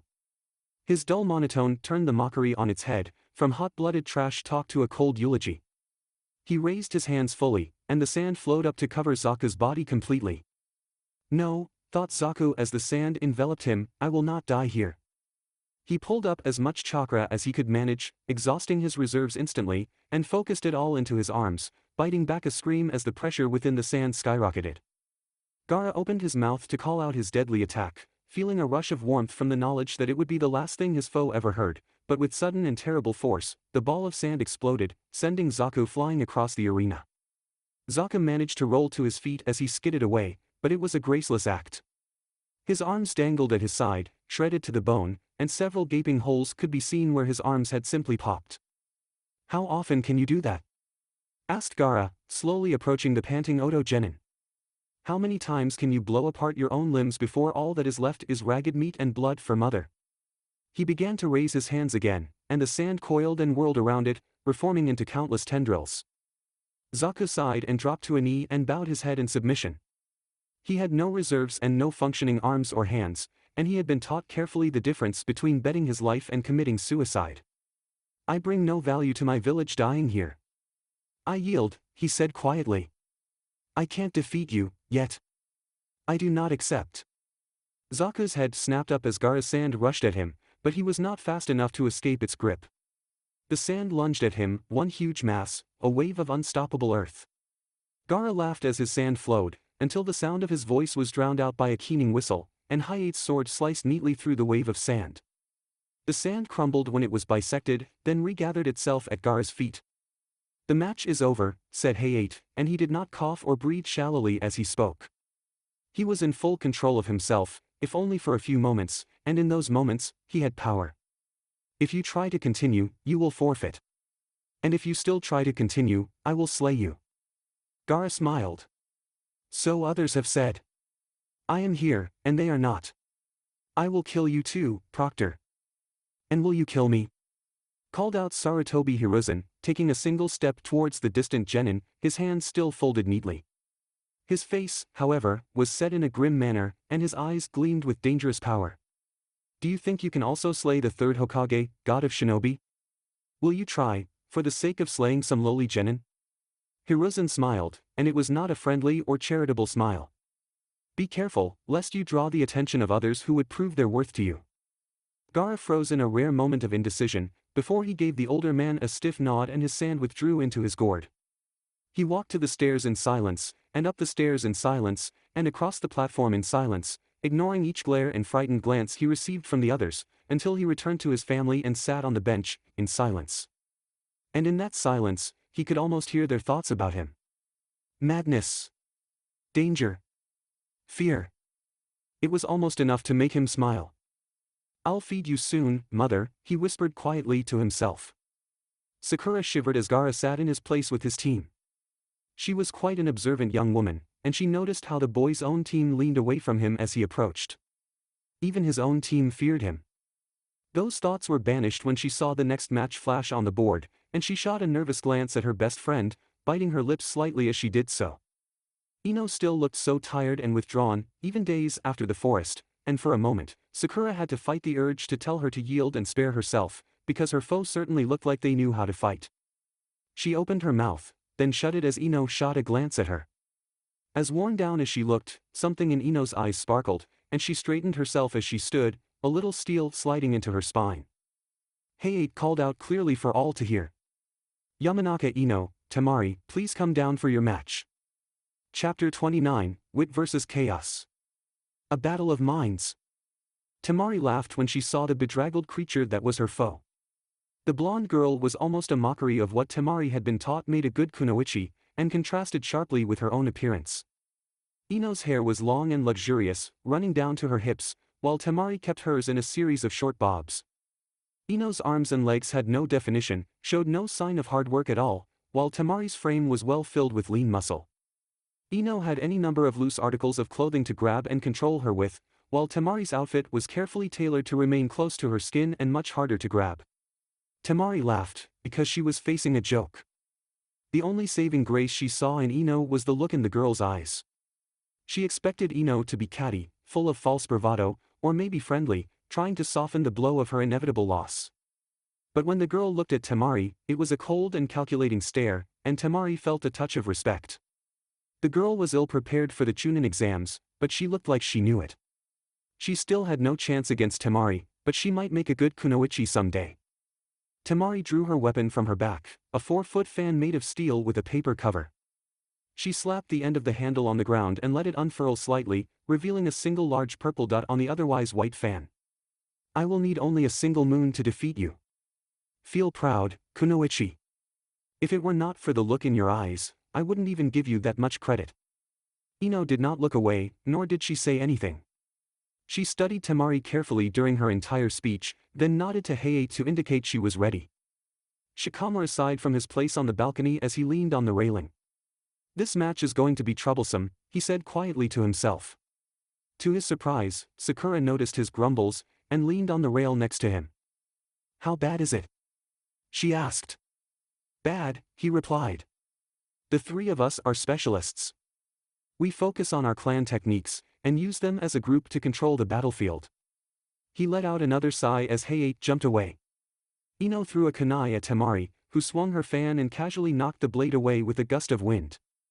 "But what we don't have is a lot of one-on-one stopping power. Choji has most of our strength. And Ino has it worse, because her clan technique is slow-moving and ranged." Ino was jumping around the arena, avoiding further blasts of wind from Temari. From the look on the Suna Genin's face, Ino was doing a much better job at dodging than Temari had expected. But Ino already looked winded, her poor physical conditioning starting to make itself known. From time to time, she would toss another kunai or two, and Temari would dutifully blow those away too. "Does she have any hope?" asked Sakura, watching the somewhat one-sided fight with a concerned frown. Shikamaru seemed to shrink slightly into himself as he pressed his fingers and thumbs together and crouched slightly. He shut his eyes and for a moment he went silent and still. Eventually he relaxed and returned to his previous slouch on the railing, continuing talking as if he had never paused. "She has a nominal loadout for an on-duty shinobi. Kunai, a few feet of wire, a few smoke pellets, ration bars, iodine drops. She has her clan technique, which is almost a certain win if she can hit with it, and the academy standard techniques. I can think of a few things she can do to set up a win. My concern is if she will think of any before it's too late. She's down to her last kunai already." On the floor, Ino was holding on to a single kunai held in both hands and was panting heavily as sweat rolled down her face. Temari had yet to move any meaningful distance, and was standing at rest, her fan held to her left side, ready to swing. The Suna Genin was breathing evenly, without a drop of sweat or hair out of place. Hardly impressive, she said with a nasty grin. Lots of sweat and puffing, all to throw a few useless kunai. Maybe you should yield now and save yourself the trouble. For the first time, Ino smiled, and her voice was lighter than it had been since the forest, and Sasuke. Nothing wrong with getting a feel for your opponent, even one as mouthy as you. She struck a victory pose, one hand behind her back and one arm forward with fingers extended into a V shape. She was smiling cheerfully as she shouted out, "I've got you now, bushy hair." The smoke pellets from her pouch, every one of them, dropped from the hand behind her back and exploded into a disgustingly thick cloud of smoke.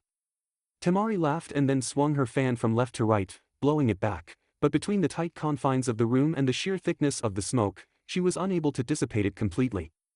It was pushed back enough to reveal Ino, who was charging at Temari with her kunai in hand and a focused glare. Something felt wrong too about the situation to Temari, and it took her a moment to figure it out. She didn't move when I blew back the smoke. Temari was no lightweight when it came to her wind jutsu.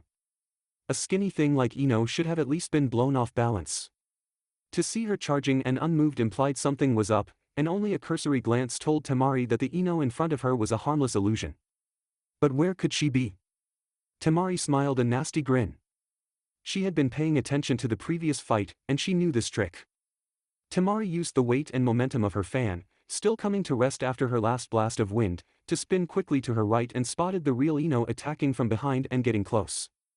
"Not nearly good enough," she shouted, continuing her previous spin and sending another powerful blast of air at the girl. The air passed through Ino without even ruffling her hair, and Temari cursed herself mentally. Who would try the same trick mere minutes after we both saw it? She continued to turn to her right, sacrificing power for speed as she realized her back was to her foe, and completed the turn to see Ino almost within reach. Temari swung her fan as hard and fast as possible at Ino's face. Ino was already dropping into a roll by the time Temari had fully turned. She tumbled under the fan, the wind from its passing shredding a few strands of loose hair, and came up within Temari's guard, both arms lashing straight out in a desperate strike. Temari flinched back slightly, and Ino's hit only managed to ruffle cloth. Temari raised her fan up for a downward strike with a laugh, then stopped when Ino slumped to the ground.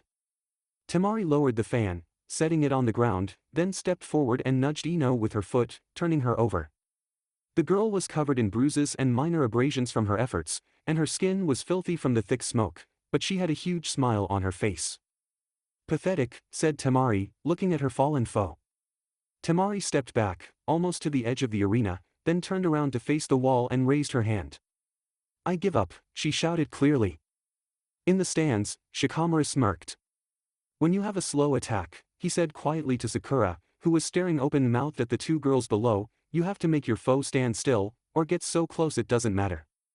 Temari slumped for a moment, then whirled, her face going red as Ino pulled herself up, still panting.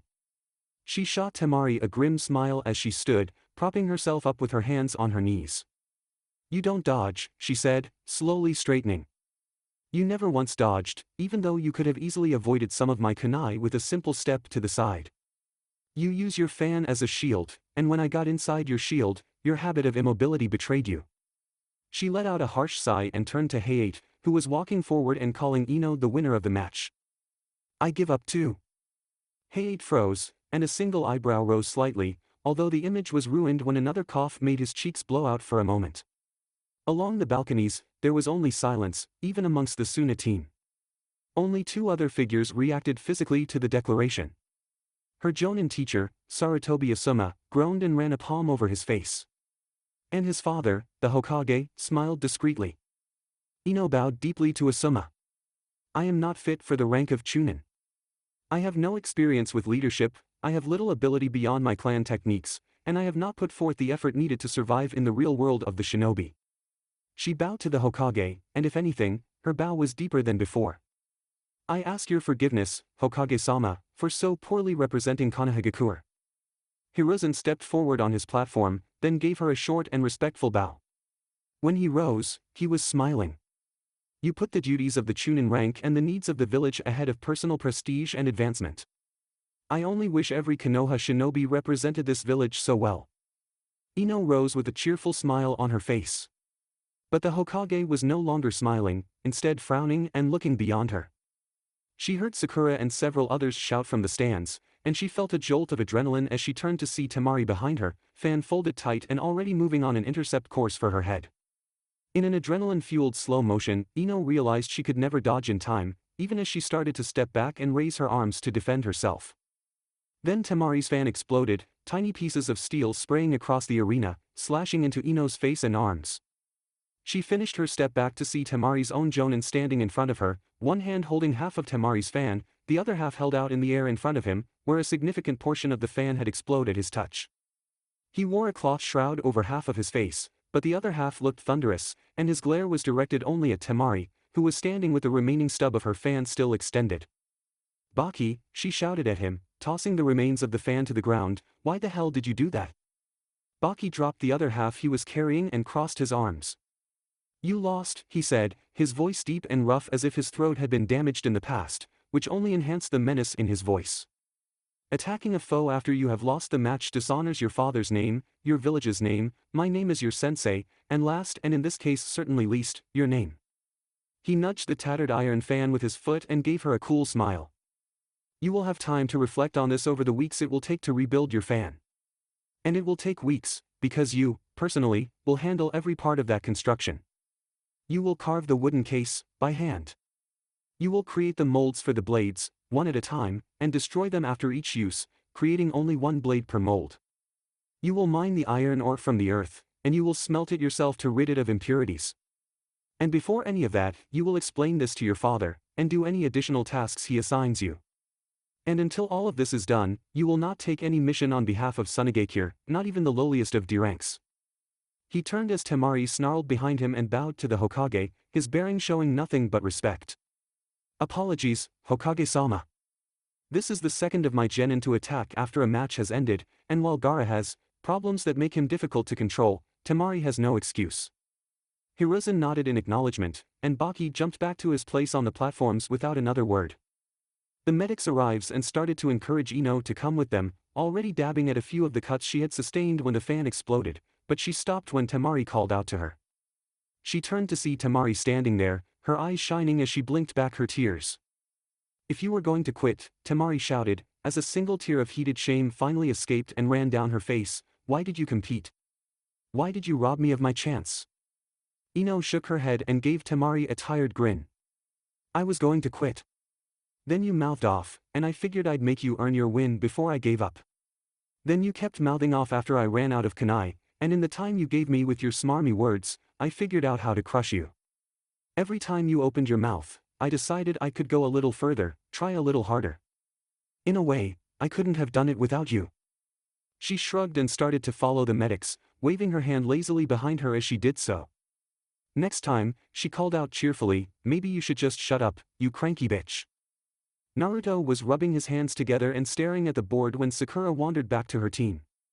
She shot him a look, then turned to Sasuke, who rolled his eyes. She then looked to Kakashi, who shook his head and turned away. "What are you doing?" she asked Naruto. The boy was practically dancing from foot to foot, and at the rate he was going, Sakura would not be terribly surprised if his stare caused the board to burst into spontaneous flame. "I know I'm next," said Naruto, letting out a faux evil chuckle. "I've been good, I've been patient, and we're running out of contestants. I'm going to be next. I can feel it in my very soul." He spread his arms and stepped towards the board slightly, shouting loud enough to be heard across the arena. "And the winner is..." The names popped up. "Monsieur Yoroi, come down please," said Hayate, trying not to grin at the kid in orange who was having a screaming fit up on the platforms, struggling against the little pink-haired girl who had him in a headlock. Sasuke swallowed nervously, but he refused to look away. Monsieur and Yoroi were teammates. They were friends. How could they? They had exchanged banter before the match, and when Hayate started the fight, they had both charged. Neither one tried to dodge or avoid the other. Yoroi held out his glowing blue hands and grabbed at Monsieur, even as Monsieur wrapped his suddenly flexible arms around Yoroi's chest and head. "That's silly of you, Monsieur," grunted Yoroi, wheezing slightly under the pressure of the headlock he was in.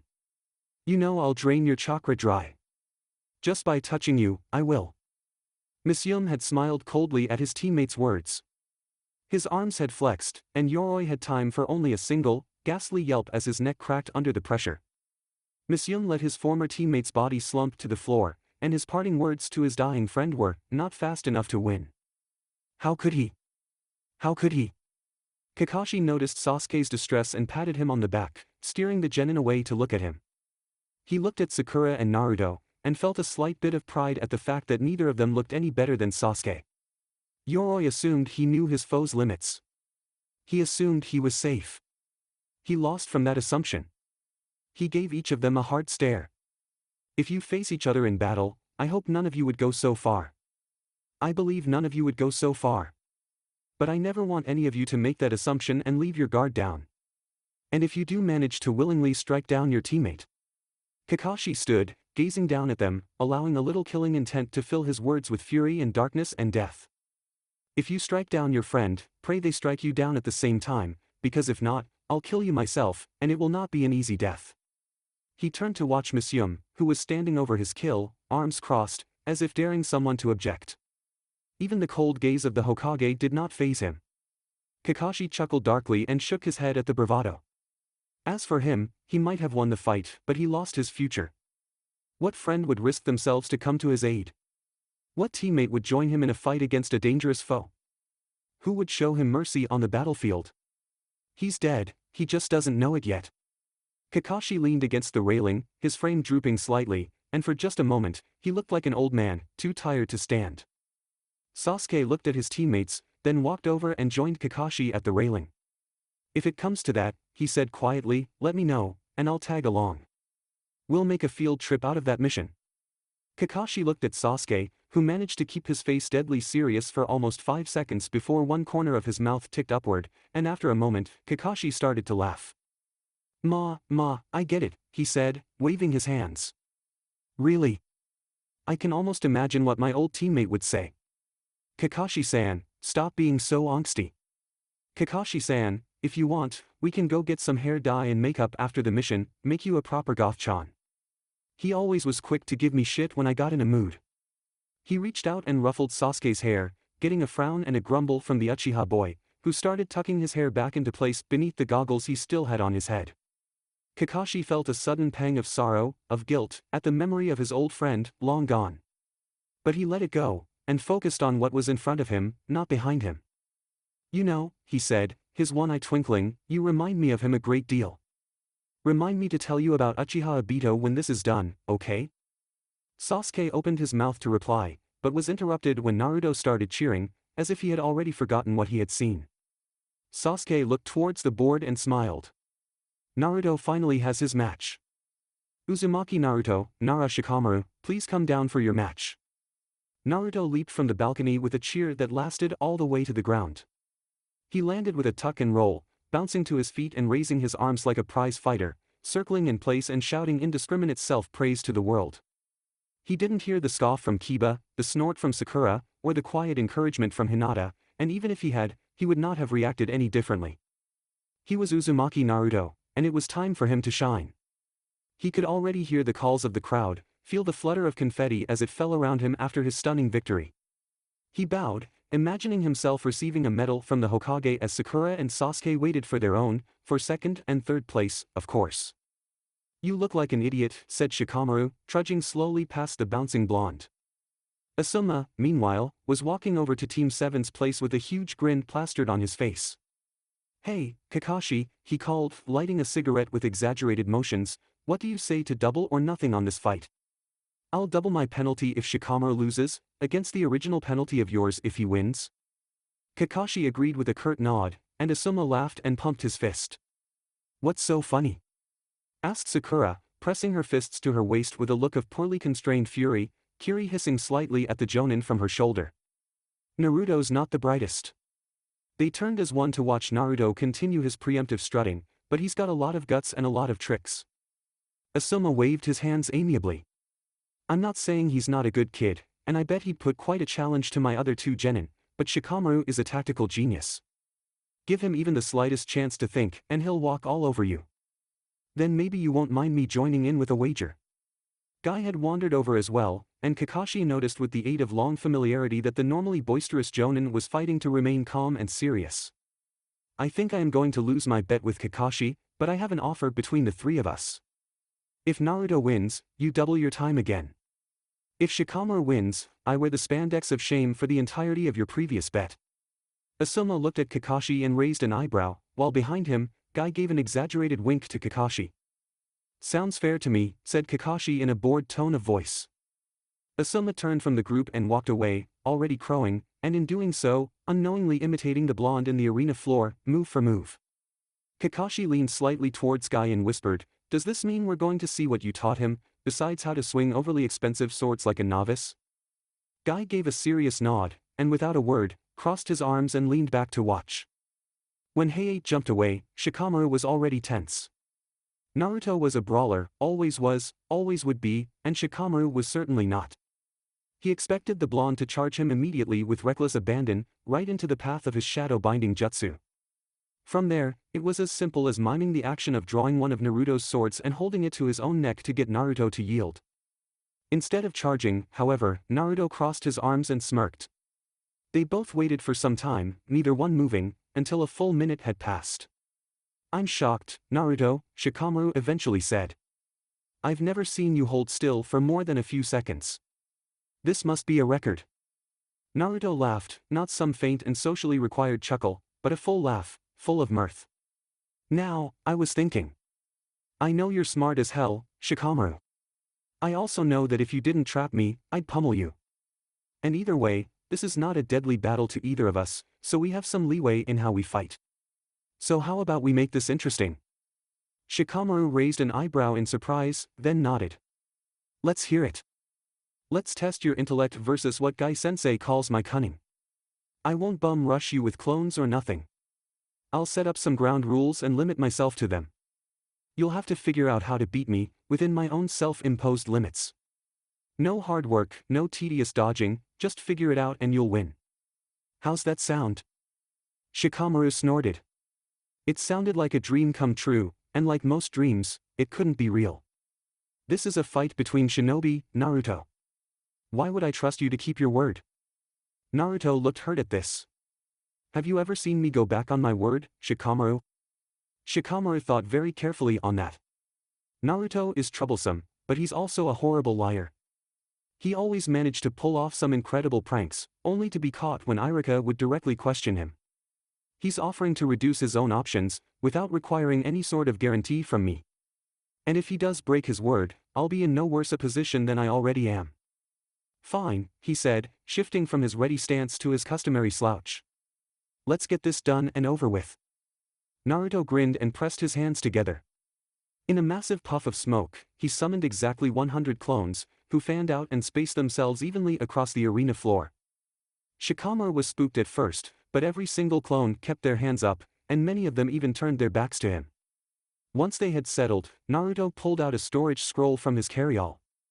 The scroll was quite thick, and each clone pulled out an identical scroll. Naruto raised his scroll, and with glee, he shouted to the entire arena, "Now, see my ultimate technique. 101 games for Bunshin to play."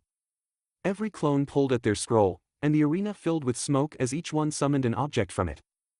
Shikamaru ducked and rolled to one side, but nobody attacked him, and the smoke dissipated quickly, to reveal chaos. Every clone was doing something different. There was no such thing as taking in every activity with a single glance. Shikamaru's eyes were first drawn to the two clones who, between them, were setting up a go board. Another clone jumped over the board, running fast as he could as he tried to keep a paper kite aloft in the windless environment of the arena. He ran by another clone who was hopping on a pogo stick, who then tripped over the pair setting up two long jump ropes, causing the clones waiting in line to grumble and complain. The noise of 100 loud-mouthed Narutos was deafening in the confined space, and all that moving orange registered as a blur of motion whenever Shikamaru's eyes lost their focus on an individual. It was chaos, pure, unfiltered chaos. Up on the balcony, Kakashi groaned and held his head in his hands while his team watched in surprised silence. "What did you do?" he asked nobody in particular. Guy overheard him and laughed. Tenten helped him with the scroll. I helped him get the goods he needed for the modifications, but for the most part, he did it himself.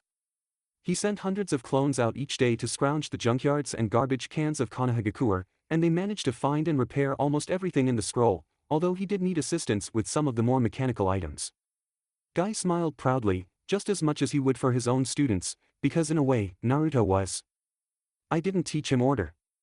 He will never be the sort to perform kata and make elaborate plans, and forcing such a wonderful round peg into a square hole would be unyouthful. So I encouraged his chaos. As Shikamaru looked around, another clone walked up, this one hinged into a circus ringmaster, remarkably realistic, down to the silver-headed cane and the shining gold buttons on his red coat. He gave Shikamaru an elaborate bow. The rules are simple, said the ringmaster. Find the real me. No clone will attack you unless their playtime is disturbed. Once disturbed, they are allowed to fight, and they are shadow clones, so they can hurt you. The real me is allowed to act normally.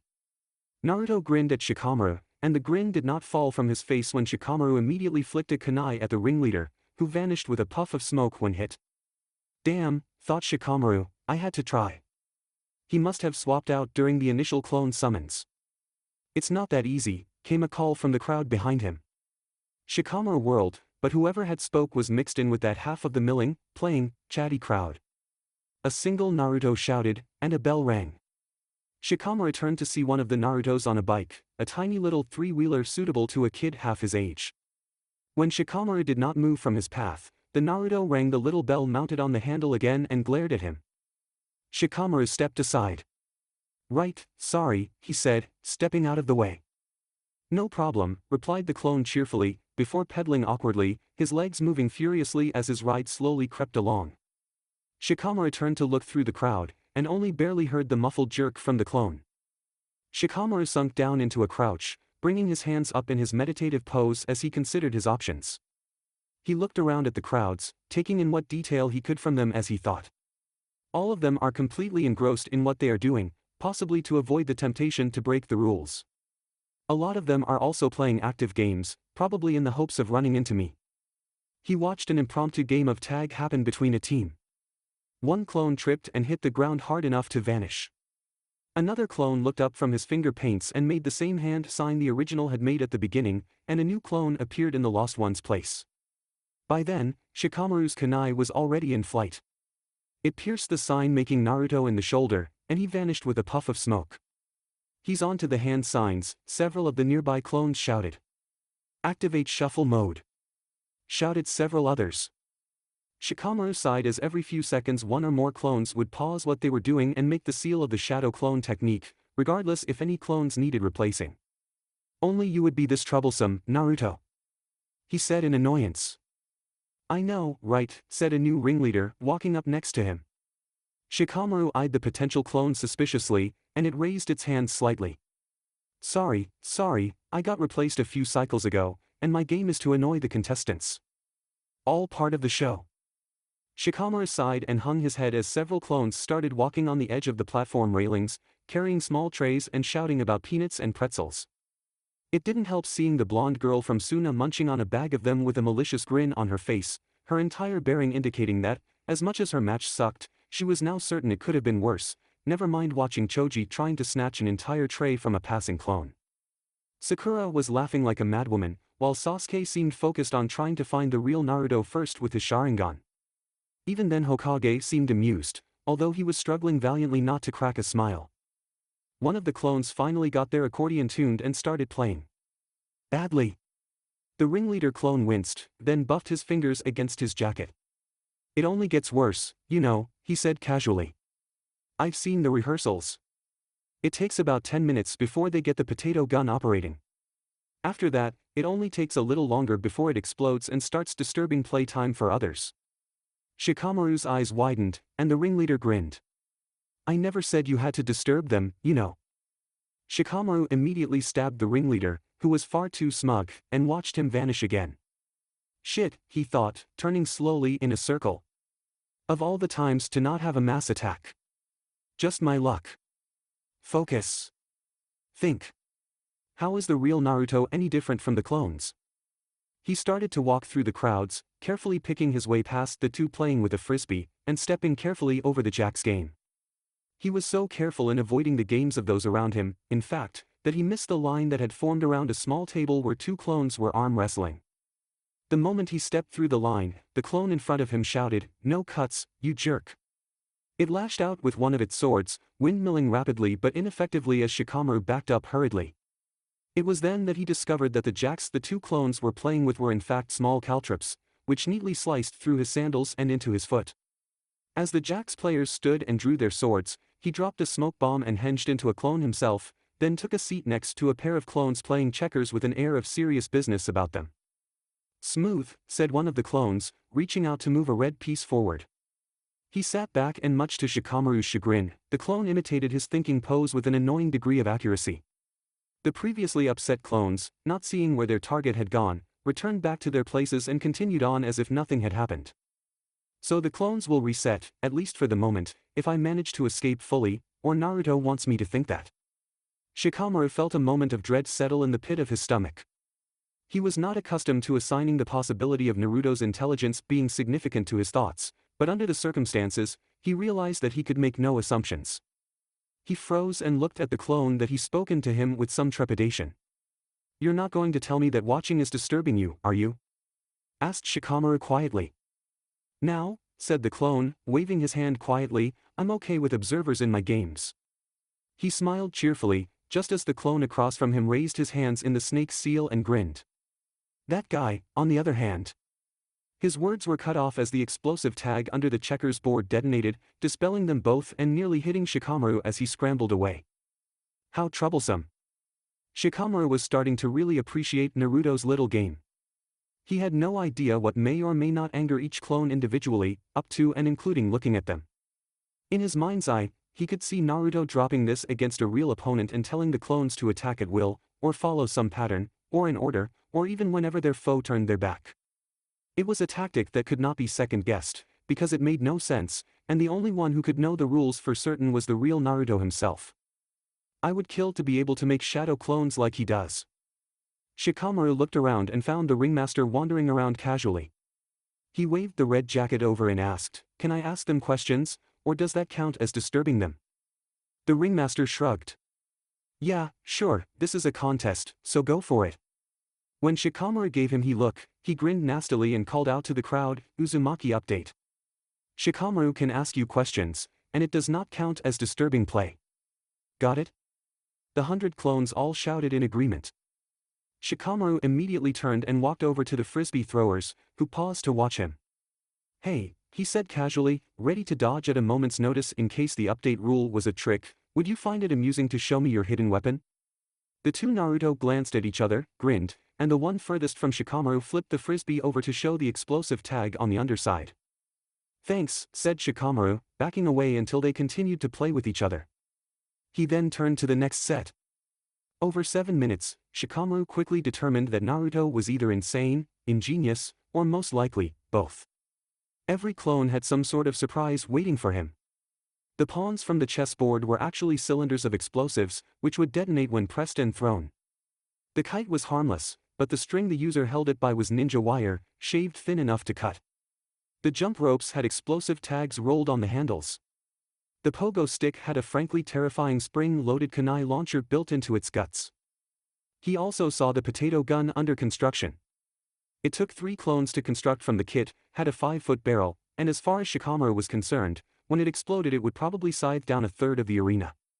That was a serious pressure vessel they had there, and the fact that it got inserted into the middle of the contraption did nothing to encourage its safety. Each Naruto was quite cheerful and helpful when asked, commenting that the boss wanted to encourage Shikamaru's curiosity. The potato gun operators were quite enthused, until one almost hit the valve on the pressure container and sent Shikamaru scurrying away. The one with the pogo stick was even more ecstatic at the thought of taking his toy apart to show the inner workings, and when he couldn't get it back together again, he shrugged it off and decided to join the mahjong players. It was then that Shikamaru spotted the real Naruto. He, too, was watching the mahjong players, but he was showing a great deal more interest in Shikamaru than the match. His eyes were constantly darting around, and whenever they met Shikamaru's, he would look away immediately. He was also careful to keep his hands concealed whenever a new clone was needed. "Got you," thought Shikamaru, who casually walked up to the table, pausing only to let the trike-pedaling Naruto pass him. He considered just trying to peg Naruto with a thrown kunai, but that would just lead to a normal battle, possibly including all these clones and their myriad death traps. Excuse me, he said politely, if I snatch away your observer, would that ruin your fun? The Narutos gathers around the board all shook their head, except for the real Naruto, who nodded vigorously and started to sweat. Shikamaru made his family hand seal and silently sent his shadow out. It lanced immediately to Naruto's shadow, and against his will, Naruto slowly stood and matched Shikamaru's pose. Shikamaru grinned as the Trike's bell rang behind him, and he stepped forward slightly to get out of its path. He reached up, miming the action of drawing a sword over his shoulder, and across from him, Naruto, who did have a sword, drew one as well. Give up, Naruto, said Shikamaru, raising his hand near his throat and watching Naruto raised his blade in the same pose. I caught you. He felt a chill go down his spine as two swords were draped almost casually around his neck from behind, and Naruto leaned in as if giving him a comradely hug. Now, said Naruto quietly, you didn't. Give up, Shikamaru, I doubt you can undo that technique fast enough to win. Shikamaru looked around, weighing his options, then dropped his arms and released his technique. Beaten by the dead last of my year, he grumbled, although he had no real rancor in his voice. He sighed and looked at the ceiling. I'm never going to live this down, he said before raising his head and calling out clearly, I yield, Proctor. The clones let out a loud cheer, pumping their fists in the air, before dispelling in a cloud of smoke, leaving only the Naruto that Shikamaru had caught with his shadow standing. The real Naruto rubbed the back of his neck, a big grin on his face, and said, Phew, that was close, Shikamaru. If you hadn't disturbed that clone earlier. That was a clone. Shikamaru sighed and slumped slightly. Which clone was it that got me? I thought I took care of all the ones I diss. His words wound down slowly as the realization stole over him. That damn tricycle rider. I interrupted him in his path and disturbed his playtime, but he never did anything. Naruto let out a giggle. I watched him slowly trail you for the entire match, pedaling madly the entire time, waiting for a good shot. I was kinda proud of the little guy, actually. Shikamaru shrugged and gave Naruto a small smile. It's okay, you did me a favor anyhow. Chunin would be too troublesome for me.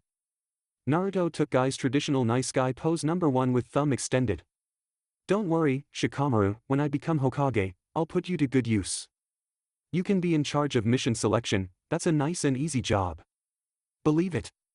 He didn't notice the scowl on Shikamaru's face, nor the grin on the Hokage's face, when he said that. His mind was far too occupied celebrating his victory. Up on the walkways, there was a lot of murmuring and laughter going on, although Choji was grumbling bitterly when the food vanished, and Asuma was groaning while Kurenai explained that, according to the rules, he was going to be off his cigarettes for 4 months instead of 3.